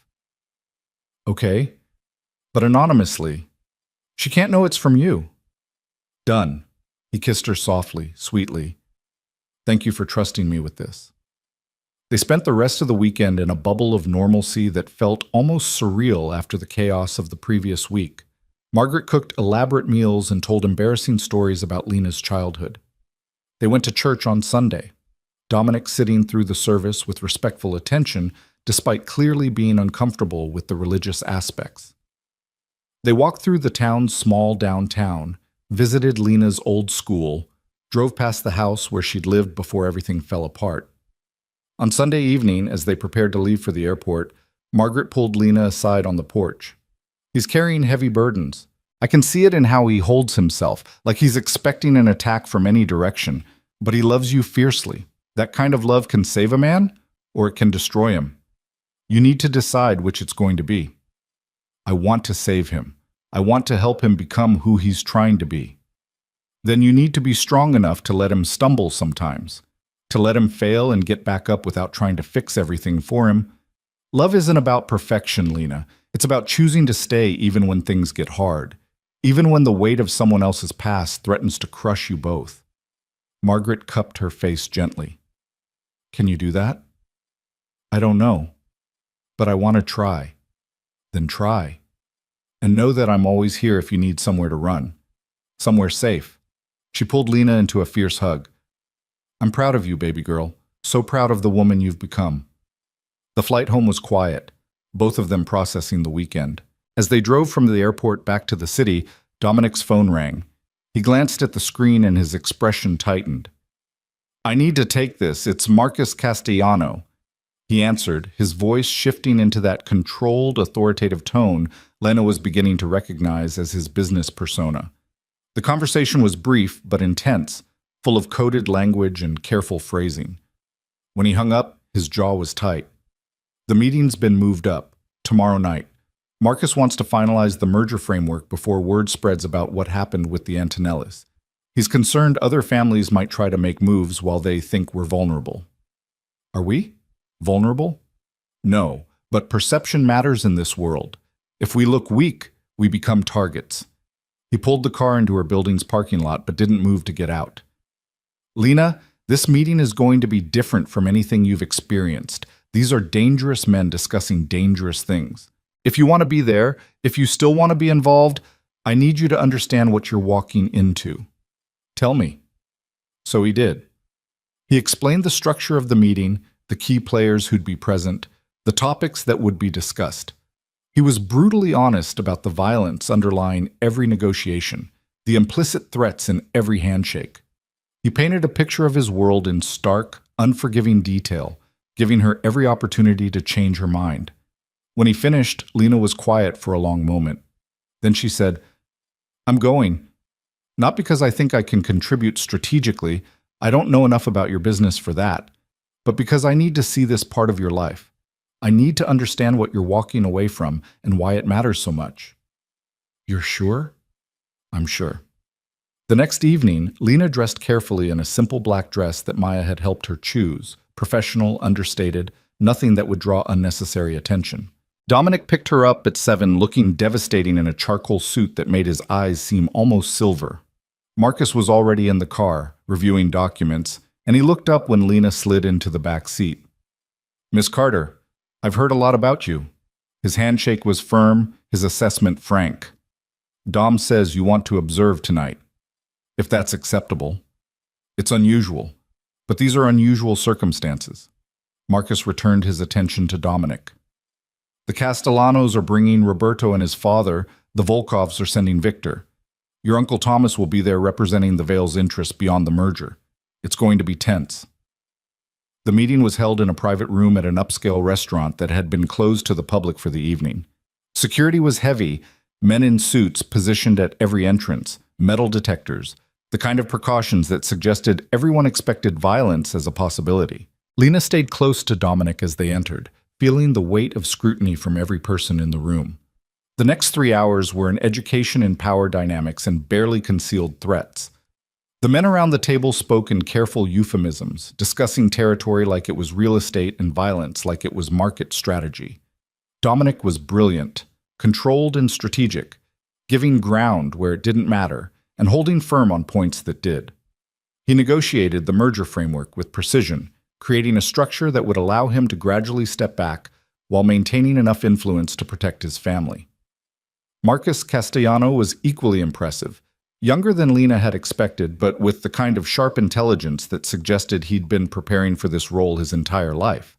Together, he and Dominic presented a unified front that made it clear the merger was happening whether the other families approved or not. Thomas Vale was the wild card. Dominic's uncle watched the proceedings with calculating eyes, occasionally interjecting with concerns that sounded reasonable but clearly carried ulterior motives. Lena watched Dominic manage him with careful diplomacy, giving him enough involvement to satisfy his ego while ensuring he couldn't derail the larger plan. When the meeting finally concluded after midnight, Lena's head was spinning with information and implications. They'd done it. Secured the framework for the merger, established timelines, created the structure for Dominic's eventual exit. But the cost was evident in the tension around the table, the veiled threats exchanged, the knowledge that any one of these alliances could fracture at any moment. As they left the restaurant, Dominic's phone buzzed with an urgent message. His expression went dark as he read it. Then he was pulling Lena toward the car with sudden urgency. "What's wrong?" she asked, fear spiking through her chest. "The Volkovs. They weren't satisfied with the merger terms. Victor just authorized a hit on one of our key suppliers, a message that they're not going to accept our expanding influence without pushing back."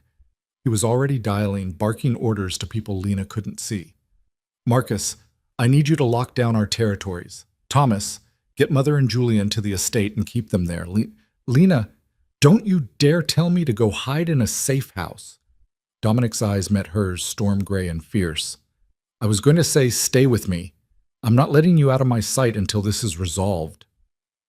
The next 72 hours were a blur of strategic meetings, tense phone calls, and Dominic orchestrating responses with lethal precision.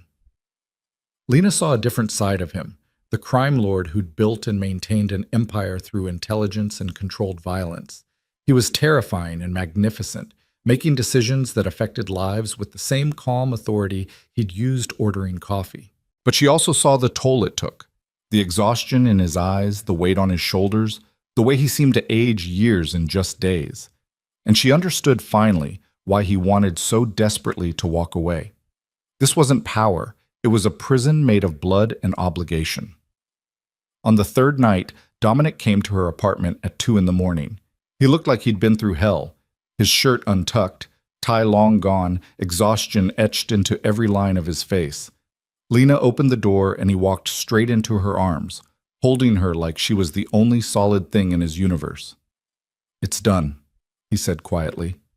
"The Volkovs have agreed to respect the merger terms. We've reinforced our alliances, eliminated the immediate threats. It's stable again, for now." "How did you convince them?"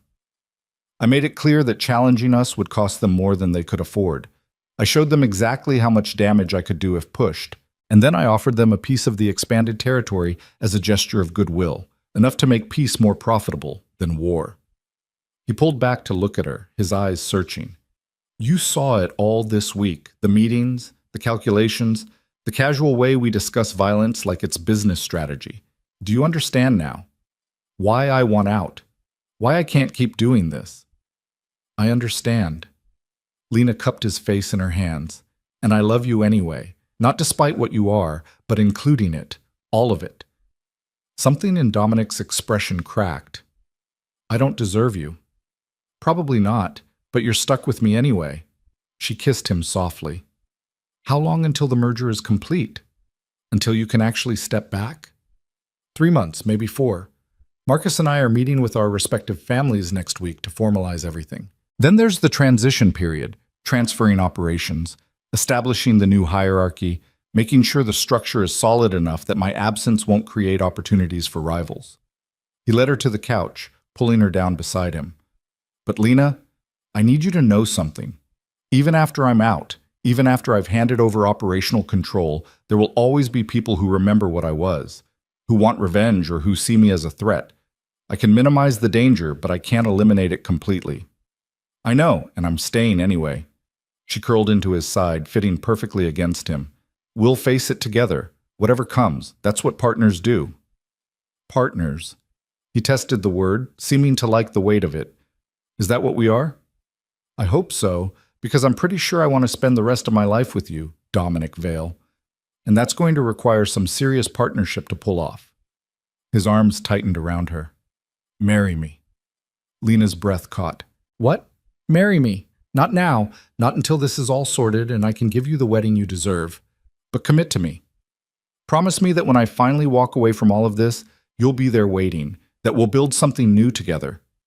He tilted her face up to his eyes burning with intensity. "I love you, Lena Carter. You're the reason I believe redemption is possible. You're the future I'm fighting for. Marry me." She should have said it was too soon, should have insisted on more time, more certainty, more evidence that they could actually make this impossible relationship work.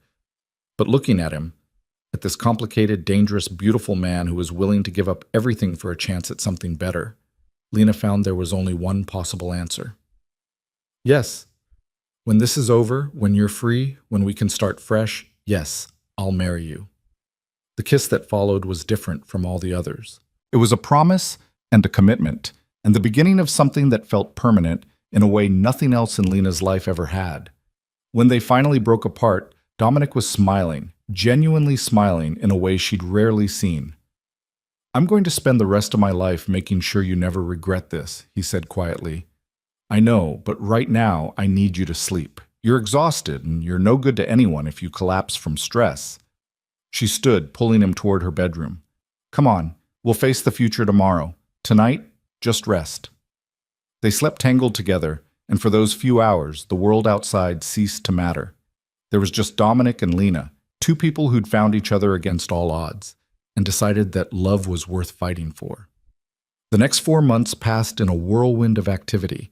The merger moved forward with careful precision, each step choreographed to avoid triggering conflicts or creating power vacuums. Dominic and Marcus worked together seamlessly, building a structure that satisfied the various families while gradually reducing Dominic's operational involvement. Lena finished her nursing program at the top of her class, accepted a position at County General, and spent her free time helping Dominic plan his exit strategy. She learned more about his world than she'd ever wanted to know, but she also saw the change in him as the end came into sight. The tension in his shoulders eased, the darkness in his eyes lightened. He started talking about the future in concrete terms, where they'd live, what he'd do with his time, the community health clinic they'd opened together. In March, Dominic walked into a final meeting with the consolidated families and formally handed over operational control. He maintained a ceremonial role, advisor, consultant, the name that still carried weight, but the day-to-day violence and decision-making passed to Marcus Castellano and Thomas Vale. It wasn't a clean break, but it was as close as anyone in his position had ever managed. That night, Dominic came to Lena's apartment carrying a bottle of champagne and a small velvet box. She knew what it was before he even opened it, but the ring still took her breath away. A simple solitaire diamond on a platinum band, elegant and perfect. "You said when I was free," he said, dropping to one knee in her tiny kitchen. "I'm free, Lena, or as free as I'm ever going to be. Marry me. Build a life with me. Help me become the man you always believed I could be." "Yes," she said through tears. "Yes, 1,000 times yes." They were married 6 months later in a small ceremony in Iowa, with Margaret beaming in the front row and Maya crying happy tears beside her. Marcus Castellano attended, as did Sophia and Julian.